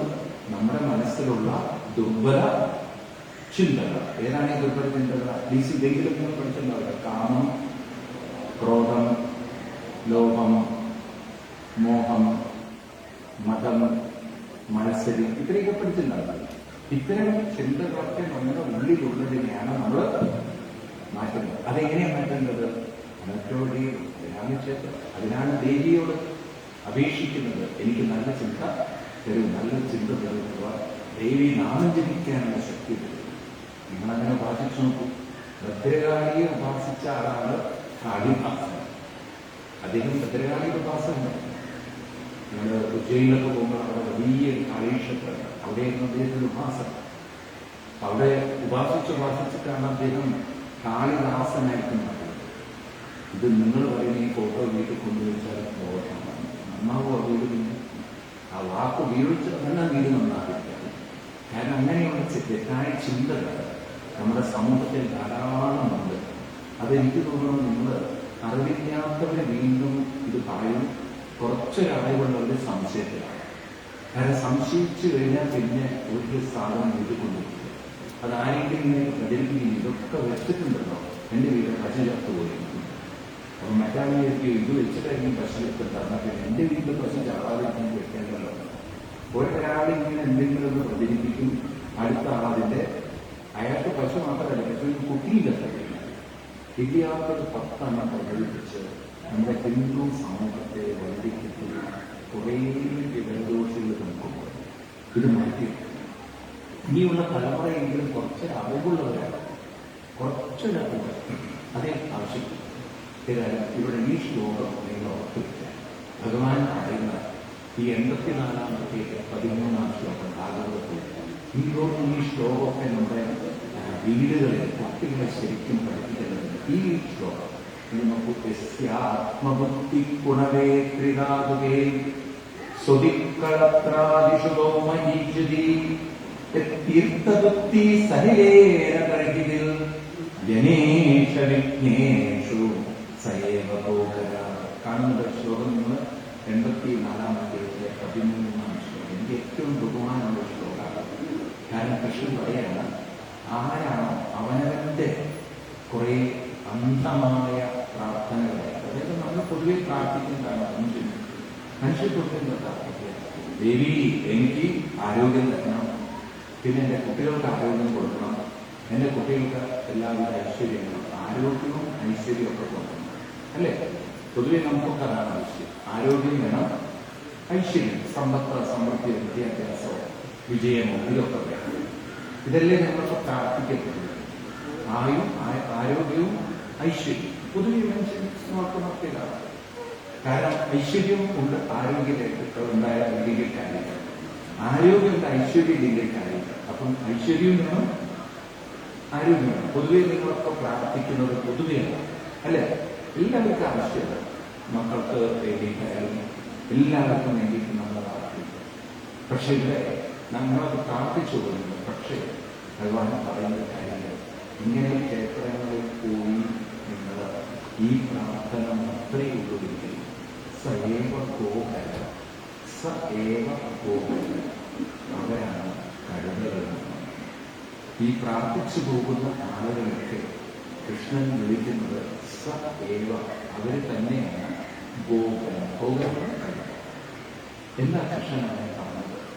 കാരണം നമ്മൾ ശ്രദ്ധിക്കുന്നത് ഈ ആരോഗ്യം ഐശ്വര്യം എന്നിട്ട് നമ്മൾ തെറ്റിദ്ധരിക്കുകയാണ്. വാക്യം നിങ്ങൾ ശരിക്കും മനസ്സിലാക്കണം.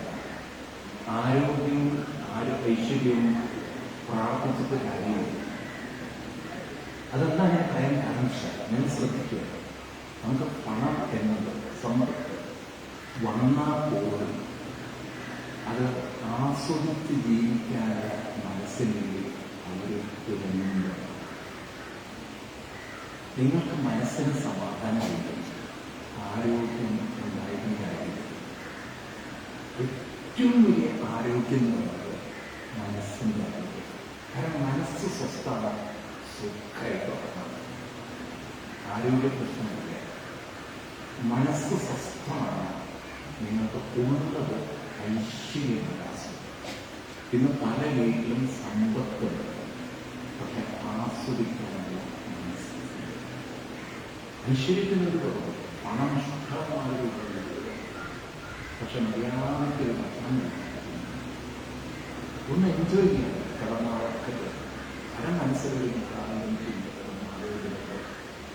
നിങ്ങൾ നോക്കൂ, നമ്മുടെ ഹിന്ദു സമൂഹത്തിൻ്റെ അവസ്ഥയില്ല. ഒരുപാട് മാനസിക ചിന്ത. അത് ഏറ്റവും വലിയ ആരോഗ്യത്തിനാണ്. നിങ്ങൾ പറയും ശരീരത്തിന് ആരോഗ്യം, ശരീരത്തിന് നിങ്ങൾ പറയും ആയുസ്സും പറയും. പക്ഷെ മനസ്സിന് ആരോഗ്യമില്ലെങ്കിൽ, മനസ്സിന് സമാധാനമില്ലെങ്കിൽ എന്തുണ്ടായിട്ടുണ്ട്? കാരണം ഈ ആരോഗ്യമൊക്കെ നശിപ്പിക്കാൻ മനസ്സിൻ്റെ അസ്വസ്ഥതകളുടെ സാധ്യത. നിങ്ങൾ ആദ്യം നിങ്ങളുടെ കുട്ടികൾക്ക് കഥ പരിശീലിക്കുന്നത് രാവിലെ അവരുടെ കൂടെ എനിക്ക് കുറച്ച് യോഗ, കുറച്ച് മെഡിറ്റേഷൻ. കാരണം ചെറുപ്പത്തിലേ കുട്ടികൾക്ക് ടെൻഷൻ എടുത്ത് ഈ മനസ്സിൻ്റെ ഈ താളം തെറ്റിക്കുന്ന കഴിഞ്ഞ മാസം പറഞ്ഞിരുന്നു. ഈ ഉറക്കമൊക്കെ ഇപ്പോഴത്തെ കുട്ടികളുണ്ട്. ഇപ്പോഴത്തെ ഒരു പഠനം പറഞ്ഞത് ഇന്നത്തെ കുട്ടികൾ ഒരു 70 വയസ്സാണെങ്കിൽ സംശയിക്കുന്നത്. കാരണം ഇപ്പോഴത്തെ കുട്ടികൾ ഉറക്കമൊഴിയായ എന്ത് ശീലമാക്കി രാത്രി 11 മണി വരെ 10-10:30 അതിന് ഒരു 11 മണിക്കൊക്കെ ശേഷം കടന്നിറങ്ങുന്ന കുട്ടികളാണ് എന്ന് കുറേ കുട്ടികൾ. അത് പ്രത്യേകിച്ച് അച്ഛന്മാർ വർക്കിംഗ് ക്ലാസ് ആകുമ്പോൾ കൂടുതലും കുട്ടികൾ അവരുടെ ലോകത്തിൽ. കാരണം അത്ര നമുക്ക് സമയമില്ല. ഇന്ന് പഴയ പോലെ പണ്ടൊക്കെ നമുക്ക് കൂട്ടുകുടുംബമായതുകൊണ്ട് മുറികളിലൊക്കെ വേറെ ആൾക്കാർ, നമുക്ക് അവർക്ക് സ്വന്തം ഭൂമികളാണ്, പഠിക്കാൻ വേണ്ടി കൊടുക്കില്ല. പക്ഷേ ഈ കുട്ടി നെറ്റിൻ്റെ ലോകത്തിലായിരുന്നു, അച്ഛനമ്മ അറിയുന്നില്ല. ഈ രാത്രി ഉറങ്ങാതെ ശീലിച്ച് കുറേ കഴിഞ്ഞ് രാവിലെ അനാവശ്യമായി പറഞ്ഞാൽ ഒരു മെമ്മറി പറഞ്ഞാൽ കുറേ കഴിഞ്ഞാൽ ഒരു 10 ദിവസമാണ് ഇതൊക്കെ ബ്രെയിൻ താളം പറ്റി. പിന്നെ മുഴുവൻ ന്യൂറോ ഡോക്ടർ എടുത്ത് നോക്കണം, സൈക്കാട്രിസ്റ്റിൻ്റെ അടുത്ത് മരുന്ന് കഴിച്ച്. നിങ്ങൾ കണ്ടില്ലേ സൈക്കാട്രി മരുന്ന് കഴിച്ചു കഴിഞ്ഞാൽ മുഖക്കണ്ണ തീർത്ത് വലിയ സങ്കടം തോന്നുന്നു. ഈ സെഡേഷൻ കഴിച്ച് ഞാൻ എത്ര കുട്ടികളെ ഞാനുള്ളത് കാണാറുണ്ട്. ഇഷ്ടം തോന്നുന്നു അമ്മമാർക്ക് കൊണ്ടുപോകും. എന്ത് ചെയ്യാൻ പറ്റും? കാരണം ആ കുട്ടികളിൽ ഒരു ഓർഡറിലേക്ക് എടുക്കണമെങ്കിൽ ആ കുട്ടിയുടെ കൂടെ ജീവിക്കണം. എനിക്കിങ്ങനത്തെ കുറേ കുട്ടികളുടെ കേസുകളുണ്ട്. അച്ഛനമ്മമാർക്കുണ്ട്. +2 നല്ല റാങ്ക് കൂട്ടിയ ഒരു കുട്ടി പാളം പറ്റിയിട്ട് അച്ഛനമ്മമാരുണ്ട്. സങ്കടം തോന്നുന്നുണ്ട്. ഇപ്പം കാണാൻ സന്തോഷിക്കപ്പെട്ടു. പക്ഷേ അമ്മയെ ശ്രദ്ധിക്കില്ല. കുട്ടി താളം പറ്റി രാത്രി മുഴുവൻ ഉറക്കൊള്ളുന്നു. ബ്രെയിൻ ഡിപ്രഷൻ പ്രവർത്തിച്ചു. കോളേജിലെത്തുമ്പോഴേക്കും കുട്ടിയുടെ ബ്രെയിൻ ഇതൊക്കെ നമുക്ക് ചുറ്റും നടക്കുന്നത് നിങ്ങൾ കാണുന്നില്ല. ഈ കണ്ടാലും നിങ്ങൾ വിചാരിക്കുന്നതൊന്നും നിങ്ങൾക്ക് വാദമില്ല. എൻ്റെ കുട്ടിക്കൊന്നും വാദമില്ല. കാരണം കൃത്യം വഴിപാട് ചെയ്യാറുണ്ട്. അന്ധമായ പ്രാർത്ഥനയാണ്. നമ്മൾ പ്രാർത്ഥനയല്ല ഇതിന് വേണ്ടത് കാര്യം മനസ്സിലാക്കിക്കൊണ്ടുള്ള പരിശീലനം തന്നെയാണ്. കാരണം തലയ്ക്ക് റെസ്റ്റ് വേണ്ടതുകൊണ്ട് റെസ്റ്റ് കൊടുക്കുന്നുണ്ട്. നമ്മൾ പ്രാർത്ഥിച്ചതിൻ്റെ കാര്യം അതാണ് നമുക്ക് അമ്മമാർ ചെയ്ത വലിയ ദ്രോഹം. മക്കൾക്ക് വേണ്ടി പ്രാർത്ഥിച്ചു പോയി. മക്കളുടെ കൂടെ പരിശീലിക്കുന്ന അമ്മമാർ മക്കളുടെ കൂടെ നിന്നുകൊണ്ട് അവർക്കിത് ട്രെയിനിങ്. അതാണ് നിങ്ങളുടെ കുട്ടികൾ, ഈ കൊച്ചു കുട്ടികളുടെയൊക്കെ കൂടെ നിങ്ങൾ ചെയ്യണം. അല്ലാതെ എവിടെ വന്നാൽ നിങ്ങൾ ദേവിയോട് പ്രവർത്തിച്ചുകൊണ്ട് ഏതായാലും അപ്രകാരം ദേവി എന്ന് പറയുന്നത് മനസ്സിലാക്കി വെക്കേണ്ടത് നമ്മൾ പ്രാക്ടീസ് ചെയ്യുന്നിടത്താണ് ദേവി നമ്മൾ അനുഭവിക്കുന്നത്. അല്ലെങ്കിൽ ഇതുപോലത്തെ കഷ്ടകാലങ്ങൾ നമുക്ക് ജീവിതത്തിൽ കാണേണ്ടി വരും, അനുഭവിക്കേണ്ടി വരും. മനസ്സിലായില്ലേ? കാര്യമൊക്കെ നമ്മൾ നമുക്ക് ബുദ്ധിയില്ലെന്ന് ഇങ്ങനത്തെ പൊട്ടക്കാരായിരിക്കും നമ്മൾ എല്ലാം കൈവിട്ട് പോയിട്ട് എന്ത് ബുദ്ധി ഉണ്ടായിട്ടെന്ന കാര്യം. അതുകൊണ്ട് നമ്മുടെ ജീവിതത്തിൽ ഇത്തരം കാര്യങ്ങൾ ഒന്ന് ശ്രദ്ധിക്കുക.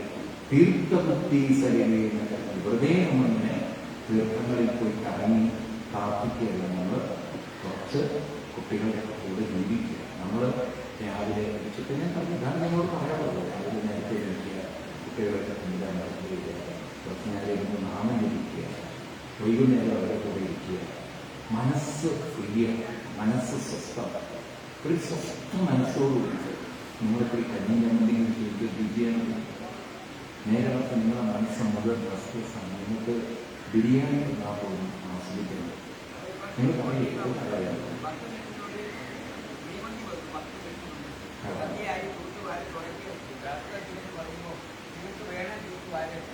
എനിക്ക് സമയം, എനിക്ക് ഭ്രമണം കാണണം, പകൽവീട് കാണണം, രാത്രി വിളിക്കുന്ന പെൺകുട്ടി കാണണം, ഇടപ്പാടം കാണണം, എല്ലാം പടവും കാണണം. ഇതെല്ലാം കണ്ടു കണ്ട് വാരുന്നതിയായി പിന്നെ മക്കളെങ്ങനെ എടാ ഇങ്ങോട്ട് പോകാൻ പറഞ്ഞാൽ നമുക്ക് Punya Poonkavanam, Punya Poonkavanam Kerala tourism development corporation board വെച്ചിട്ട് ഒരു മണിക്കൂറെങ്കിലും കൊണ്ടുവരാനുള്ള മനോഭാവമുണ്ടോ? കൊണ്ടുവരാം. ഇവിടെ വെച്ച് ചെയ്യുന്നില്ല, ഗൾഫിൽ പോയി എന്ത് പണി പണിയിട്ടില്ല. ആ പൈസയ്ക്ക് വായിക്കും. സത്യസന്ധമായി അല്ല, അങ്ങനെ കുറെ ആളുകളുണ്ട് സത്യസന്ധത. അവർക്ക് ഉള്ളിൽ അമർത്തി വെച്ച വിഷമമാണ്. നമ്മൾ നോക്കൂ, ഇവർക്ക് ഉള്ളിൽ നല്ല വിഷമങ്ങൾ ഉണ്ട്. അങ്ങനത്തെ കുട്ടികളൊക്കെ പാവം, അവർ നന്നാണെന്ന് വിചാരിച്ചില്ല, അത് മോശക്കാരനാണെന്ന് വിചാരിച്ചിട്ടില്ല. അതൊക്കെ അവരുടെ ഉള്ളിൽ അവർ കൊണ്ട് നടത്തുന്ന കർമ്മ സത്യം. ഏതായാലും ഇപ്പോഴത്തെ നമുക്ക് ജീവിതത്തിൽ എങ്ങനെ സത്യങ്ങളുണ്ട്, ഇനിയെങ്കിലും നമുക്കൊരു കണ്ണു തുറക്കാം. ഒന്നും കൂടി നമ്മൾ കാര്യങ്ങൾ മനസ്സിലാക്കാം. യാഥാർത്ഥ്യങ്ങൾ നമുക്ക് എന്തൊരു സുന്ദര സ്ഥലത്ത് നാമിലുള്ള ഒരു അനക്ക് കണ്ട നല്ല ശുദ്ധമായ കാലത്ത് ഇതൊരു, ഞാൻ സത്യം പറയാം, ഞാൻ എൻ്റെ ജീവിതത്തെ സത്യം. മനസ്സ് കുറെ സ്വസ്ഥമാണെങ്കിൽ ഒരു കഞ്ഞിയും ബിരിയാണിയൊക്കെ എന്നെ സംബന്ധിക്കും. മനസ്സ് ടെൻഷനാണെങ്കിൽ എന്ത് സുഖം, എന്ത് സുഖമായിട്ട് മനസ്സിലാക്കാം. കോടീശ്വരന്മാരായ ആളുകൾ പക്ഷെ മനസ്സ് മുഴുവൻ സ്വസ്ഥമായി അങ്ങനെ കിടക്കുന്നതാണ്. മനസ്സിലായി? ഞാനിതൊക്കെ എൻ്റെ ജീവിതത്തിൽ ലോകം കണ്ടിട്ട് പറയുന്നതാണ്. അതെനിക്കറിയാം, ഞാൻ കണ്ട വലിയൊരു കോടീശ്വരന്മാർ എല്ലാ സുഖസൗകര്യങ്ങളും മനസ്സുണ്ടാണ്. നമുക്കൊരു ജീവിതമല്ല, ഒരു ജീവിതം പുറമേക്ക് നോക്കുമ്പോൾ നിങ്ങളൊക്കെ പ്രാർത്ഥിക്കാൻ ആഗ്രഹിക്കുന്ന മെർസിഡീസ് കാറുകൾ മനസ്സിലായി. നിങ്ങൾ ഒന്നിനും കുറവില്ല, ഒന്നിനും 3-4 കാറുകൾ. ബിസിനസ് അത്രയും ബിസിനസ് മക്കളൊക്കെ ഒന്നിനൊരു സന്തോഷം. ഒരു കഞ്ഞിയൊക്കെ കഴിക്കണമെന്നൊക്കെ അവർക്ക് ആരോഗ്യമൊക്കെ സംബന്ധിച്ചില്ല. അപ്പോഴത്തെ BP കൂടിയ, ഷുഗറിന് കൂടിയ, 100 കൂടിയ ഇവിടെ എന്താ ആശ്വാസം? നമുക്ക് തലയിൽ കിടന്നാൽ ഉറങ്ങാൻ പറ്റുന്ന, എവിടെ കിടന്നാലും ഉറങ്ങാൻ പറ്റും എന്നുള്ള കാറ്റത്ത് പോലെ ആനന്ദം ഇല്ലേ? എത്ര കാലം നമ്മൾ ജീവിക്കുന്നു, എത്ര ആസ്വദിക്കുന്നു, ഉള്ളത് എൻജോയ് ചെയ്യും. ചായ ഉണ്ടെങ്കിൽ സന്തോഷം. ചായ കിട്ടി തലവേദന വരുന്നത്. ഈ ചിലർക്ക് രാവിലെ ടോയ്ലറ്റിൽ പോകണമെങ്കിൽ ഇതൊക്കെ ഒന്ന് മാറ്റിക്ക് പോകണം. അല്ലെങ്കിൽ സകല മോട്ടറുകളും മാറ്റി എല്ലാ മോട്ടറും പറഞ്ഞു തമാശ ഇല്ലെങ്കിൽ സന്തോഷം, അല്ലെങ്കിൽ സന്തോഷം, വന്നാലും സന്തോഷം, അല്ലെങ്കിൽ ഒറ്റയ്ക്കായാലും സന്തോഷം. ശങ്കരാചാര്യ സ്വാമികൾ പറയും, യോഗരതോവാ ഗോകരതോവാ സങ്കരതോവാ സങ്കരീന യസ്യ ബ്രഹ്മണി രമതേ ചിത്തം നന്ദതി നന്ദതി നന്ദദേവ ഭജ ഗോവിന്ദം ഭജ ഗോവിന്ദം ഗോ ഗോവിന്ദം ഭജ മൂഢമതേ. എന്താ പറയുന്നത്? സംഘം ഉണ്ടാവട്ടെ, സംഘം ഇല്ലാതാവട്ടെ. നാളെ ഒറ്റപ്പെട്ടു വീട്ടിലൊറ്റയ്ക്കാണ്. അതും ആസ്വദിക്കുക, അതും ജീവിതം. അങ്ങനെ ഒറ്റയ്ക്ക് പരാതി പറയാതെ, പരിഭവം പറയാതെ, ആ ഏകാന്തതയിൽ ഭഗവാന്റെ നാമം അനുസരിച്ച് പറ്റുമോ? അതിന് മനസ്സ് സമ്മതം. അല്ലാതെ മക്കളെ കുറിച്ച് ഇരുന്ന് ചിന്തിച്ച് വിഷമിച്ച്, ഭാര്യയെ ഭർത്താവിനെ കുറിച്ച് ചിന്തിച്ച്, അയാളാണെങ്കിൽ അവിടെ നിന്ന് സുഖമായിട്ടിരിക്കുന്നുണ്ടാവും, അയാൾ സമാധാനമായിട്ടിരിക്കുന്നു. ഇവിടെ ഇരുന്നിട്ട് ഭാര്യ സങ്കടപ്പെടുന്നു, ആള് പോയതോ അയാളാണെങ്കിൽ വിചാരിക്കുന്നത് ഞാൻ എത്ര നേരത്തെ രക്ഷപ്പെട്ടു എന്നാണ്. അയാൾ രക്ഷപ്പെട്ട സന്തോഷത്തിൽ അഭിയിരിക്കുന്നത്. ഇവിടെ ആണെങ്കിൽ ആള് പോയതോ എന്നുള്ള സങ്കടത്തിൽ അഭിയിരിക്കും. മനസ്സിലായില്ലേ? ക്രിസ്ത്യൻ തമാശ പറയും. ഒരു ക്രിസ്ത്യൻ സമൂഹത്തിൽ ഒരു ഭർത്താവ് മരിച്ചു. അപ്പൊ അവർക്ക് ഈ സ്വർഗം നടക്കും. അപ്പൊ ഇവര് സ്വർഗത്തിലേക്ക് എത്തുമ്പോൾ അവിടെ ഈ ക്രിസ്ത്യൻസിന് ദൈവം ചില ചോദ്യങ്ങളൊക്കെ ചോദിക്കും. അത് കറക്റ്റ് സ്വർഗത്തിന്റെ ഗേറ്റ് തൊട്ടോ റിമോട്ട് അങ്ങനെയാണ്. അവരൊക്കെ കഥ അങ്ങനെയാണ്. അപ്പൊ എവിടുന്നാണ് വരുന്നത്? കേരളം. എവിടുന്നാണ് പത്തനംതിട്ട? വിദ്യാഭ്യാസമുള്ള ക്രിസ്ത്യൻ സമൂഹമായിരുന്നു. അപ്പൊ ദൈവം ചോദിച്ചു, ഈ കേരളം സ്പെല്ലിംഗ് എന്ന് പറയാം. കേരളം സ്പെല്ലിംഗ് എന്ന് പറയുന്നത് അത് പ്രത്യേക പറഞ്ഞ് തുറന്നു. ഈ ഗേറ്റ് തുറന്ന് കുറച്ചില്ല. ദൈവത്തിന് ഒരു വിളി വന്നത്. അദ്ദേഹത്തിന് മുകളിൽ ഒരാളുണ്ട്, മോസസ്, പരിശുദ്ധാത്മാവ്. അപ്പൊ ഇത് സാധാരണ ആത്മാവ്, പരിശുദ്ധാത്മാവ് വിളിച്ചില്ല. അപ്പൊ ഈ മരിച്ചു വന്ന പത്തനംതിട്ടക്കാരോട് പറഞ്ഞു, ഒരു 10 മിനിറ്റ് അന്ന് ഗേറ്റിൽ നിൽക്കണം. ഞാനൊന്ന് ദൈവത്തിൻ്റെ അടുത്ത് അത് അവിടെ പോയിട്ട് വരാം. പരിശുദ്ധാത്മാവിനെ കണ്ടു. ആരെങ്കിലും വരികയാണെങ്കിൽ ചോദ്യം ചോദിച്ച് കറക്റ്റാണെങ്കിൽ ഗേറ്റ് തുറന്നു പോകും. ഈ മനുഷ്യൻ അവിടെ നിൽക്കുന്ന സമയത്ത് ഒരു സ്ത്രീയുടെ ആത്മാവാണ് വരുന്നത്. ഞാൻ സൂക്ഷിച്ചു നോക്കിക്കൊണ്ട് മനസ്സിലാക്കിയതായിരുന്നു. ഇയാൾ മരിച്ച ഷോക്കുകളൊക്കെ ഹാർട്ട് അറ്റാക്ക് ഒന്ന് അവർ മരിച്ചിരിക്കുന്നു. ഭാര്യയെ കണ്ടത് ഇയാൾ ഞെട്ടിപ്പോയി. അപ്പൊ അയാൾ പറഞ്ഞു, കാര്യം നീ എൻ്റെ ഭാര്യയെ കഴിഞ്ഞു പത്തനംതിട്ടയിലൊക്കെ നമ്മൾ ഒരുമിച്ചൊക്കെ ഭാര്യ ഭർത്താക്കന്മാരെ ജീവിച്ചതാണ്. എന്നാണ് ഇവിടുത്തെ നിയമപ്രകാരം ഒരു ചോദ്യത്തിൻ്റെ ഉത്തരം ചോദിച്ചിട്ട് അതിന് കറക്റ്റ് ഉത്തരം കണ്ടെത്താം. ഇത് ഭാര്യ ഞാനും ചേട്ടനാണ്, ഭാര്യ ഭർത്താവ് സുഖമുള്ള ജോലി ചെയ്യുന്നതാണ്. ഈ മനുഷ്യൻ ചോദിച്ചു. അദ്ദേഹം ചെക്കോസ്ലോവാക്യ സ്പെല്ലിംഗ്. ചെക്കോസ്ലോവാക്യ എന്നൊക്കെ കണ്ടിരിക്കും. അതിൻ്റെ സ്പെല്ലിംഗ് ആർക്ക് പറയാൻ പറ്റുന്നു?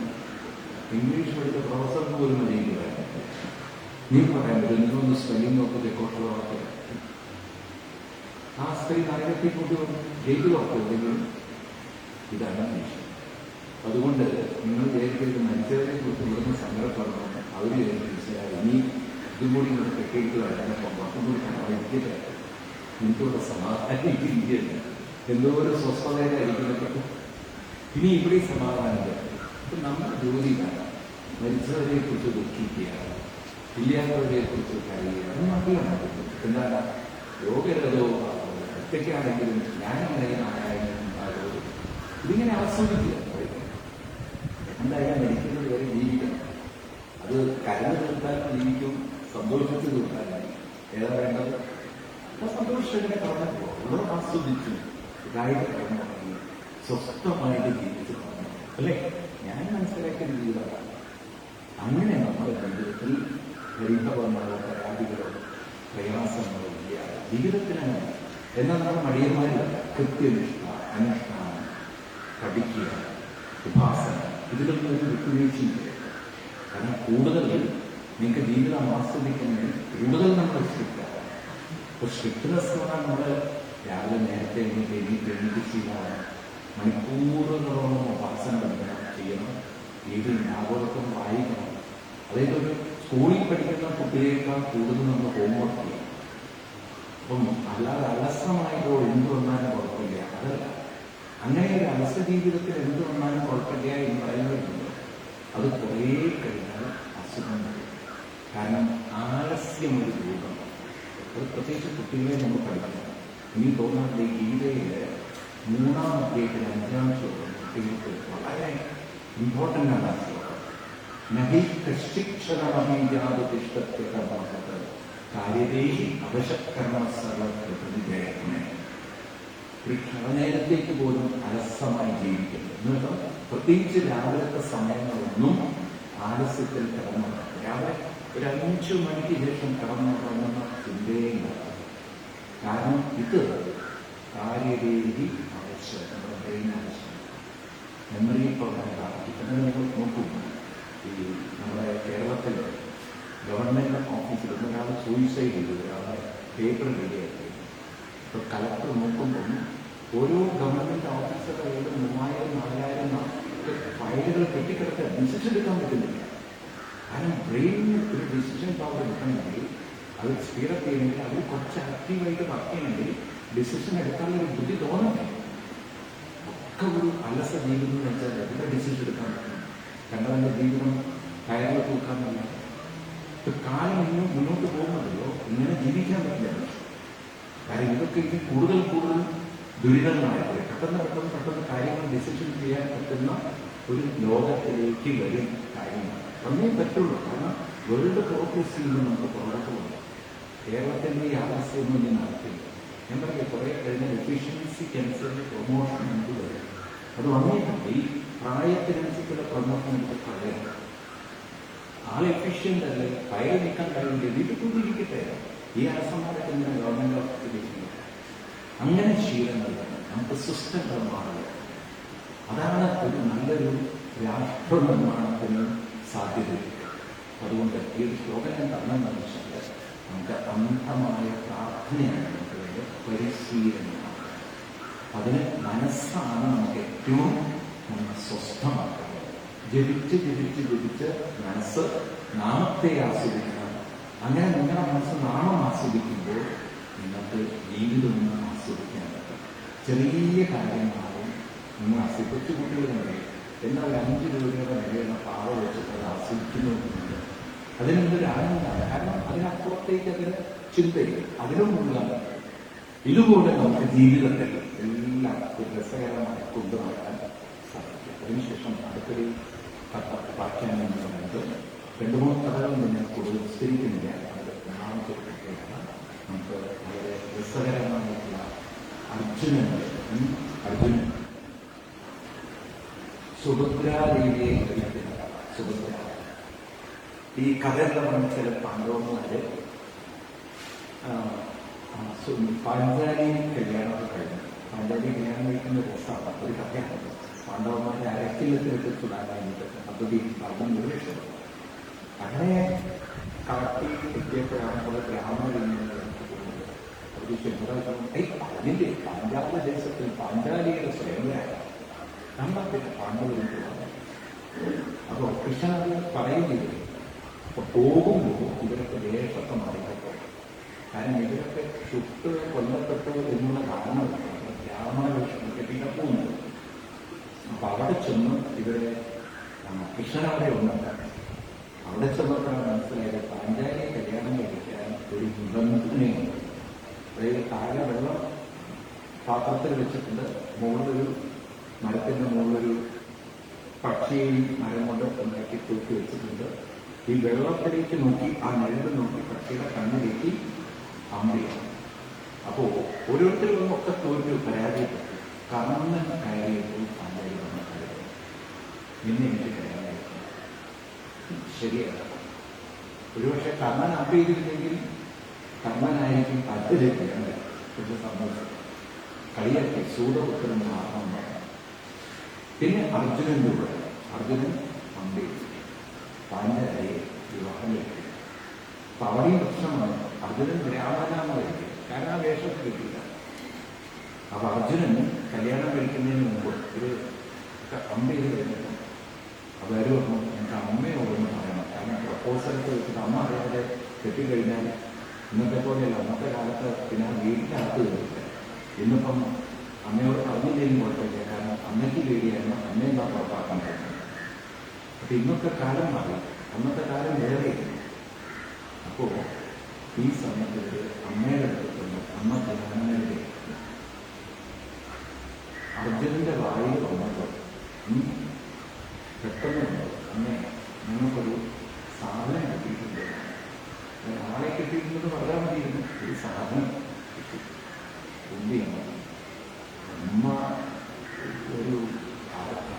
ആയിരുന്നു 5 പേരും തുല്യമായി. പിന്നെ പറഞ്ഞത് കരുവിയും ചിച്ചും ബിസ്ക്കറ്റും ഇത് പെൺകുട്ടിയെ പറഞ്ഞത്. അപ്പൊ പിന്നെ മാറ്റി മാറ്റാൻ പറ്റില്ല. 5 പേരുടെയും അവിടെ ഈ പ്രശ്നങ്ങളൊക്കെ നമ്മൾ 5 പേർക്ക് ഇങ്ങനെ കെട്ടിച്ചു കൊടുക്കേണ്ടത്. കല്യാണം കഴിഞ്ഞു ഇവരൊരു തർക്കം വരാതിരിക്കും ഒരു കാര്യം ചെയ്യും. പാഞ്ചാലി ഓരോ വർഷം ഓരോരുത്തരും കൊടുക്കണം. അല്ലെങ്കിൽ പ്രശ്നമാണ്. പാഞ്ചാലി ആ സമയത്ത് ഭാര്യയായിട്ട് ഒരാൾ തന്നു, മറ്റുള്ളവർ ഒരു അമ്മയുടെ സമയത്ത് തന്നു, ഒരു ബഹുമാനത്തിലാണ് ദേശീയ. അങ്ങനെയൊക്കെ പറഞ്ഞവർ അനുസരിക്കുന്നു. അങ്ങനെ എനിക്ക് ഒരിക്കൽ ധർമ്മപുത്രനോട് പാഞ്ചാലി ഇരിക്കുന്ന സമയത്ത് ആ നാട്ടില് കുറെ കള്ളന്മാർ വന്ന് പശുക്കൾ നോക്കിയിട്ടുണ്ട്. അപ്പൊ ആയുധപ്പുര ധർമ്മപുത്രന്റെ വീട്ടിലാണ്. ഈ ആയുധം എടുക്കാൻ വേണ്ടി അർജുനൻ അങ്ങോട്ട് കയറി ചെല്ലുന്ന സമയത്ത് ഈ യുധിഷ്ഠിരനും പാഞ്ചാലും അവരുടെ മുറിയിൽ ഇരിക്കുന്നുണ്ട്, വർത്തമാനമായ. പക്ഷെ അങ്ങനെ പോവാൻ പാടില്ലെന്ന് നമ്മൾ കേൾപ്പിച്ചു. യുധിഷ്ഠിരൻ ശ്രദ്ധിച്ചില്ല. വാസ്തവത്തിൽ യുധിഷ്ഠിരന്റെ ശ്രദ്ധയെ പോയില്ല. അർജുനൻ ആയുധത്തിൽ പോകുന്നു. പിന്നെയാണ് അർജുനൻ നമുക്ക് തന്നെ തെറ്റിയിരിക്കുന്നത് വിളിക്കുന്ന സമയത്ത് നമ്മൾ കാണാം. അപ്പൊ അങ്ങനെ അതിനൊരു പ്രായച്ചിത്തം വെച്ചിരിക്കുന്നത് വെച്ചാൽ അങ്ങനെ അബദ്ധവശാൽ കയറിയിട്ടുണ്ടെങ്കിൽ ഒരു തീർത്ഥാടനത്തിന് പോയിക്കൊള്ളണം. അപ്പൊ സ്വാഭാവികമാണ് അർജുനൻ തീർത്ഥാടനം ചെയ്തു. നോക്കണേ, ഓരോന്നോരോന്ന് വഴിയിലും ഈ തീർത്ഥാടന സമയത്താണ് അർജുനൻ അറിയുന്നത് കൃഷ്ണന്റെ സഹോദരി സുഭദ്രയെ ദുര്യോധനെ കല്യാണം കഴിച്ചു കൊടുക്കാൻ നിശ്ചയിച്ചിരിക്കുന്നു. കാരണം എന്താ വെച്ചാൽ ബലരാമസ്വാമിയുടെ ശിഷ്യനായിട്ട് തീരും. അപ്പൊ ബലരാമസ്വാമി കുറേ കാലം ഹസ്തിനപുരത്തിൽ നിന്ന് ഗതായുധങ്ങളോടെ ദുര്യോധനെ പഠിപ്പിച്ചിട്ടുണ്ട്. അപ്പൊ ഇതൊക്കെ കഴിഞ്ഞപ്പോൾ ശിഷ്യന് കൊടുക്കാൻ സഹോദരിയെ എന്നൊരു തോന്നൽ കാരണം തന്റെ ശിഷ്യനാണ്. അപ്പൊ ഇത് കേട്ടപ്പോൾ അർജുനന് വലിയ സങ്കടമായി. കാരണം അർജുനന് കൃഷ്ണനോടും സുഭദ്രയോടൊക്കെ വലിയൊരു ഇഷ്ടമായി. അപ്പൊ അർജുനൻ വിചാരിച്ചു എങ്ങനെയെങ്കിലും സുഭദ്രയെ കേൾക്കാം. പക്ഷെ എങ്ങനെ കൈക്കലാക്കാം? അർജുനൻ നേരെ ദ്വാരകയിലെത്തി. പോകുന്ന വഴിക്ക് പണ്ട് രാമൻ ചെയ്തൊരു പണി. രാമൻ സീതയെ വിളിക്കാൻ എന്തായാലും ഒന്നും ചെയ്തില്ല. സന്യാസി വേഷം ധരിച്ചു. അങ്ങനെ അർജുനൻ അങ്ങനെ സന്യാസി വയ്ക്കും. അപ്പൊ എത്തിയ സമയം ബലരാമസ്വാമിക്ക് സന്യാസി എന്ന് പറഞ്ഞ വലിയ പ്രിയാണ്, ബഹുമാനാണ്. അപ്പൊ ഇദ്ദേഹം ദ്വാരകയിലെത്തി എന്ന് പറയുന്നത് കൃഷ്ണനെയും ബലരാമസ്വാമിയും നാട്ടുകാരാണ്. അപ്പോ ബലരാമസ്വാമി പറഞ്ഞ വലിയൊരു സന്യാസി വന്നിട്ട് നമുക്കൊന്ന് പോയി കാണാം. രണ്ടുപേരും കാണാം. ബലരാമസ്വാമി സന്യാസിയെ കാണാൻ നീണ്ടു ദൂരം നമസ്കരിക്കും. അപ്പൊ ബലരാമസ്വാമി നമസ്കരിക്കുമ്പോൾ പാവത്തിന് മനസ്സിലായി, കൃഷ്ണന് മനസ്സിലായി ഇത് നമ്മൾ കള്ളൻ അർജുനാണ്. കൃഷ്ണനോട് പറഞ്ഞു, കൃഷ്ണ നമസ്കരിക്കും. കൃഷ്ണനും ഒരു നമസ്കാരം. പക്ഷെ കാലിന്റെ ഒറ്റ നീയല്ലേ അർജുനന് കണ്ണിനുള്ളതെന്ന് അത്രയും അമർത്തം നടത്തിയ കൃഷ്ണൻ. പക്ഷെ കൃഷ്ണന്റെ മുഖത്ത് നോക്കിക്കണം സത്യം പറയുകയേ ചെയ്യരുത്, കണ്ണിട്ട്. അപ്പൊ ചോദിച്ചു, എന്താ നിങ്ങൾ തന്നെ ആങ്ങി? പറഞ്ഞു, ചാതുർമാസം താമസിക്കേണ്ട കടമയാണ്, ബാക്കി കൃഷ്ണനെ അറിയില്ല. അപ്പൊ ചാതുർമാസി കാലത്ത് സന്യാസിമാരെവിടെയും പോകുന്നു, ഒരു കത്തിനും പഠിക്കും. അതിനെന്താ ഒരു വിഷമമുള്ളത്? ബലരാമസ്വാമി, കൃഷ്ണ ഒരു കാര്യം ചെയ്യും, നമുക്കാണെങ്കിൽ സുഭദ്രയുടെ കല്യാണം നടക്കാൻ പോകും. ആ കുട്ടിക്ക് ഒരു സന്യാസിയെ സേവിച്ചതിന്റെ പുണ്യം കിട്ടുന്നു. ഒരു കാര്യം ചെയ്യും, സുഭദ്രയുടെ മുറിയുടെ തൊട്ടടുത്ത് ഞാൻ നടത്തുള്ളൂ, നീ ഒന്നും വേണോ? അങ്ങനെ ഒരു ഏർപ്പാട് കൂടി ചെയ്തു കൊടുത്തു ബലരാമസ്വാമി. അർജുനൻ വിചാരിച്ച് രോഗി എത്തിച്ചതും വൈദ്യം തന്നെ ചോക്കുന്നു. അങ്ങനെ സുഭദ്രയുടെ പരിചരണം അനുഭവിച്ചുകൊണ്ടിരിക്കുന്നതിനിടയിൽ ഒരു ദിവസം അർജുനൻ സുഭദ്രയോട് പറഞ്ഞു, സുഭദ്രയ്ക്ക് തോന്നുന്നതെല്ലാം സന്യാസിയുടെ ജന്മം. ഞാനാണ് അർജുനൻ. ഞാൻ സത്യത്തിൽ സുഭദ്രയെ സ്നേഹിച്ചു വന്നതാണ്. പ്രണയം അന്ന് മൊബൈലില്ലാത്തതുകൊണ്ടുള്ള സംവിധാനങ്ങളാണ്.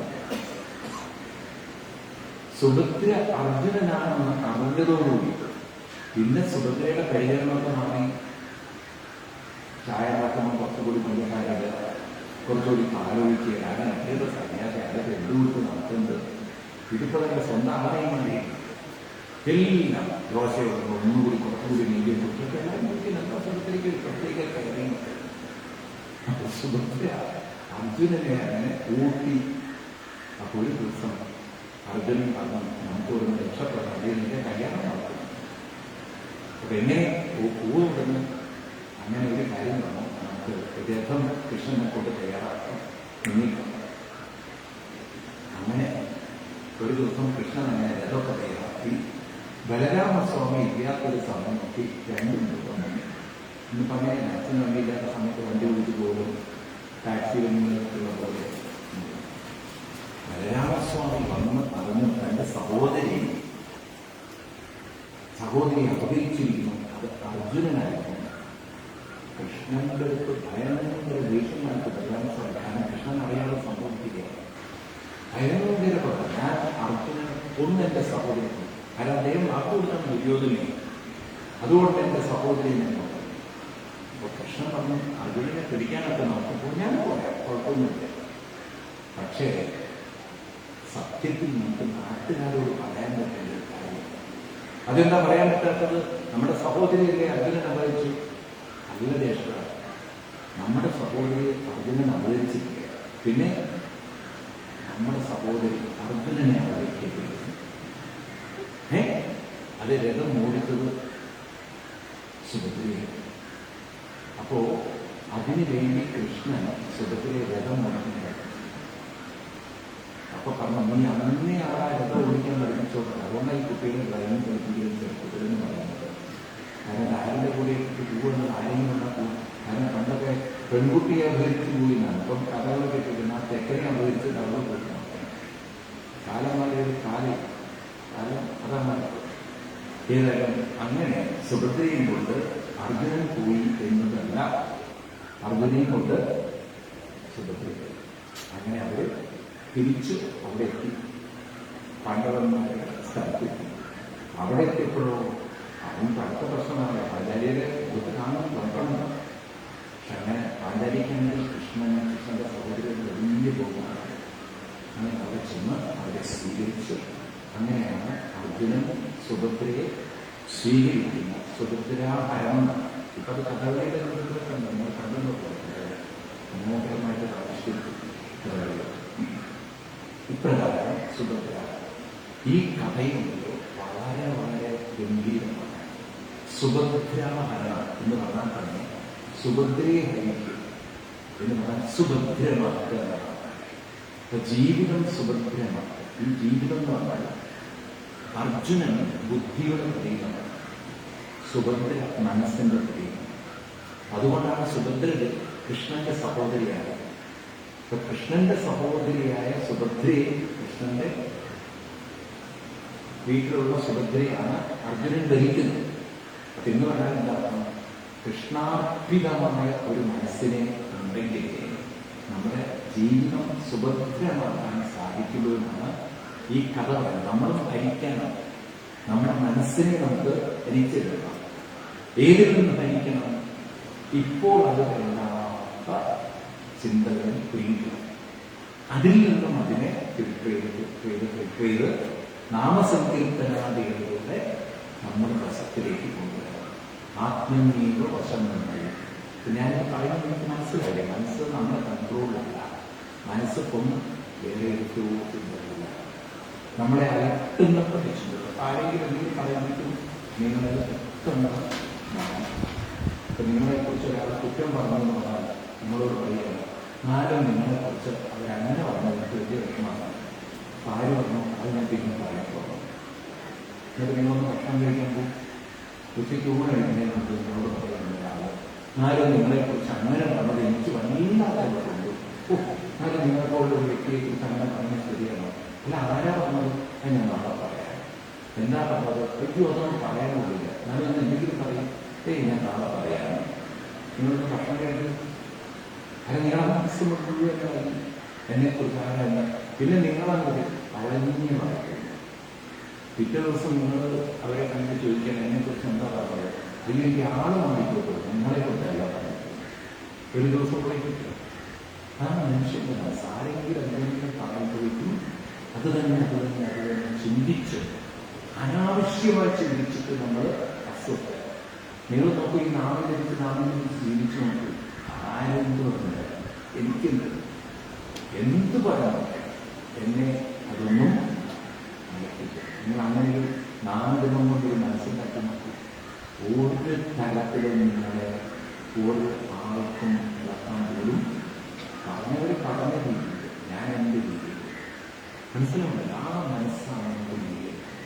അങ്ങനെയുള്ളവർക്ക് സ്വസ്ഥതയ്ക്ക് എവിടെ പോകുന്നത്? കാരണം സ്വസ്ഥത അവരുടെ കൂടെ. ഇന്നിപ്പോൾ നമ്മുടെ സ്വസ്ഥത മറ്റുള്ളത് അപ്പോഴാണ് സുഭദ്രമ കാത്തിരിക്കുന്നത്. അപ്പോഴാ സുഭദ്രമാവ് ഈ മനസ്സിനെ നമ്മൾ കൃഷ്ണാർപ്പിതമാക്കി നമ്മളുടെ രസത്തിൽ ആത്മീയ ആത്മീയവും പ്രശ്നിക്കും. ഇതൊക്കെ കഥകളായിട്ട് നമ്മൾ കേൾക്കുമ്പോഴും തത്വങ്ങളായിട്ട് ഉൾക്കൊള്ളുമ്പോഴും നമ്മുടെ ജീവിതത്തെക്കുറിച്ചാണ് ഭാഗവതത്തിൽ ഇത്ര ഡീറ്റെയിലായിട്ട് നമുക്ക് പറയുന്നത്. അതിനുശേഷം അടുത്തൊരു കഥ കൂടി നമുക്ക് നോക്കാം. അതാണ് ഭാഗവതത്തിലെ സന്ധാനപൂർവമായ കഥ. ഭാഗവതത്തില് 90-ാമത്തെ അധ്യായത്തിലേക്ക് വരികയാണ്. സന്ധാനഗോപാലത്തിന്റെ ഈ വിവരണമാണ് കാണുന്നത്. സന്ധാനഗോപാലവും അർജുനനുമായിട്ട് ബന്ധപ്പെട്ട കഥയാണ്. ഭഗവാൻ 89-ാമത്തെ കഥയാണ്. 89-ാമത്തെ അധ്യായത്തിലാണ് ഈ സന്ധാനഗോപാല കഥ. ഒരിക്കലും ഈ സന്ധാനഗോപാല കഥ ഒരിക്കലൊരു ബ്രാഹ്മണൻ ദ്വാരകയുടെ അദ്ദേഹത്തിന്റെ പത്നി പ്രസവിച്ച കുഞ്ഞു മരിച്ചു. ഒന്നാമത്തെ കുഞ്ഞു മരിച്ചു. കൃഷ്ണൻ വ്യക്തിയെന്ന് കൃഷ്ണ ഒരു കുഞ്ഞിനെ എന്താവോ എന്റെ പാവം. അപ്പൊ കൃഷ്ണൻ പറഞ്ഞു, നോക്കു ബ്രാഹ്മണ, ഈ കർമ്മത്തിന്റെ ഗതിവിഗതികൾ നമ്മൾ അറിയാം. ഓരോരുത്തർക്കും അവരുടെ പ്രാരബ്ധങ്ങൾ നിർവഹിക്കാൻ ആ പ്രാരബ്ധങ്ങളിലൂടെ അവർ കടന്നുപോയിട്ട് നമ്മളേക്കും പലതും ഈ ജന്മത്തിൻ്റെയാണ്. അച്ഛനമ്മമാരെന്താ വിചാരിക്കുക? അച്ഛനമ്മമാരുടെ വിചാരം ഞങ്ങളുടെ കുട്ടി ഇപ്പോഴത്തെ മരിക്കുന്ന കുട്ടികളുണ്ട്. ഞങ്ങളത് പാപം ചെയ്തിട്ട്. പക്ഷെ ഓരോ ജന്മത്തിനും ഓരോ ജീവനും അവരവരുടേതായിട്ടുള്ള ഗതിവിഗതികളുണ്ട്. അവർക്കതിലൂടെ കടന്നുപോയേ പറ്റുള്ളൂ. നിങ്ങൾ പല കുട്ടി വളർന്നതായിട്ട് കൃഷ്ണന്റെ നോക്കുന്നു. സുഭദ്രയ്ക്ക് അർജുനനുണ്ടായ കുട്ടിയാണ് അഭിമന്യു. കൃഷ്ണന്റെ സഹോദരിയാണ് ആര്? സുഭദ്ര. എന്നിട്ടും ആ അഭിമന്യു യുദ്ധക്കളത്തിൽ വെച്ച് നേരിടുന്നു. ഇപ്പോൾ ഒരു കൃഷ്ണന്റെ കാരണക്കാരനാണ്. കാരണം സുഭദ്ര ഗർഭിണിയായിരിക്കുന്ന സമയത്താണ് ഒരു ദിവസം കൃഷ്ണൻ അർജുനന്റെ അടുത്തേക്ക്. അപ്പൊ ആ സമയത്ത് സുഭദ്ര അങ്ങനെ ഇരിക്കണം. അർജുനൻ സുഭദ്രയുടെ മടിയിൽ ഇങ്ങനെ തലവെച്ച് ഇങ്ങനെ തെരഞ്ഞു കിടക്കുന്നു. അപ്പൊ കൃഷ്ണൻ അവിടെ ചെന്നിരിക്കുന്ന സമയത്താണ് അർജുനൻ കിടന്നുകൊണ്ട് ചോദിക്കുന്നത്, ഈ യുദ്ധത്തിന്റെ കാര്യങ്ങളൊക്കെ യുദ്ധകാര്യങ്ങളാണ് സംസാരിക്കുന്നത്. അങ്ങനെ സംസാരിക്കുന്ന കൂട്ടത്തിൽ ഭഗവാൻ ചക്രവ്യൂഹത്തിന്റെ കാര്യം പറയുന്നത്. ചക്രവ്യൂഹം എങ്ങനെയാണ് രൂപപ്പെടുന്നത്? ഇതിങ്ങനെ പറയുന്ന സമയത്ത് കൃഷ്ണൻ മനസ്സിലായി ഈ ഗർഭപാത്രത്തിൽ ഒരു ചലനമുണ്ട്. ആ ചക്രവ്യൂഹം ഉണ്ടാക്കുന്നത് വരെ അർജുനന് പറയാൻ പറ്റും. പിന്നെ പറയാൻ പിന്നെ പറയാം. കൃഷ്ണൻ അപകടം പിന്നെ പറഞ്ഞു. ഈ അഭിമന്യു പിൽക്കാലത്ത് ദ്രോണാചാര്യയിൽ നിന്ന് ഇത് ഉറപ്പുവരുത്തി പത്മവ്യൂഹമാണ്, ചക്രവ്യൂഹമാണ്. പക്ഷെ അതിന് പുറത്ത് കിടക്കാൻ വേണ്ടി ഒന്നും കഴിയില്ല. അവസാനം ആ ചക്രവ്യൂഹത്തിൻ്റെ ആൾക്ക് മരിക്കുന്നു. അപ്പൊ കൃഷ്ണൻ വിചാരിച്ചാൽ അന്ന് അഭിമന്യുവിനെ രക്ഷിക്കരുത്. അതെന്താ മനസ്സിലാക്കേണ്ടത്? ചിലവരുടെ കർമ്മ ഗതി വിഗതികളെ ആർക്കും കൃഷ്ണന് പോലും ഇത് സത്യമാണ്. ഓരോരുത്തർക്ക് ഓരോ പ്രാരംഭങ്ങൾ അനുഭവിച്ച് അങ്ങനെ ഓരോരുത്തരും അനുഭവിക്കണം എന്നൊക്കെ ബ്രാഹ്മണ കൃഷ്ണൻ പറഞ്ഞ അദ്ദേഹത്തിനൊന്നും സമാധാനമില്ല. സമാധാനം വീണ്ടും ഭാര്യ ഗർഭിണിയാവും, അതും മറ്റും അപ്പോഴും കൊണ്ടുവരും. ബ്രാഹ്മണ അവനവന്റെ കർമ്മം അവനവൻ അനുഭവിച്ചല്ലേ ശരിയാവും എന്ന് പറയുന്ന ഈ ഓപ്പ് വെച്ചിട്ട് മൂന്നാമത്തെ അതും വേണം. ഭാര്യയ്ക്ക് പ്രധാന ജോലി പ്രസവിക്കുകയാണ്, കുഞ്ഞിനെ പ്രസവിക്കുക, കുഞ്ഞിനെ 4ആയി 5ആയി 6ആയി. പിന്നെ സ്ത്രീകൾ ഭർത്താവിനെ ചവിട്ടും. ഇതെന്താ ഞാൻ ഇങ്ങനെ ചാവാൻ വേണ്ടി പ്രസവിക്കുകയാണ്. എനിക്കുണ്ടായിരുന്നു 7 8 8 കുട്ടികൾ വരെ മരിച്ചു. അപ്പോഴും കൃഷ്ണൻ എടുത്തിരുന്ന കൃഷ്ണൻ 9ാമത്തെ കുട്ടി മരിച്ചപ്പോൾ രാമൻ സഹിച്ചില്ല. രാമൻ വിചാരിച്ചു ഇനി കൃഷ്ണൻ നാളെ ഞാൻ നടന്നതാണ്. അന്ന് അവിടെ ചെന്നിട്ട് പറഞ്ഞ കൃഷ്ണ ഒരു രാജവംശത്തിൽ ഒരു ബ്രാഹ്മണന്റെ ജീവിതം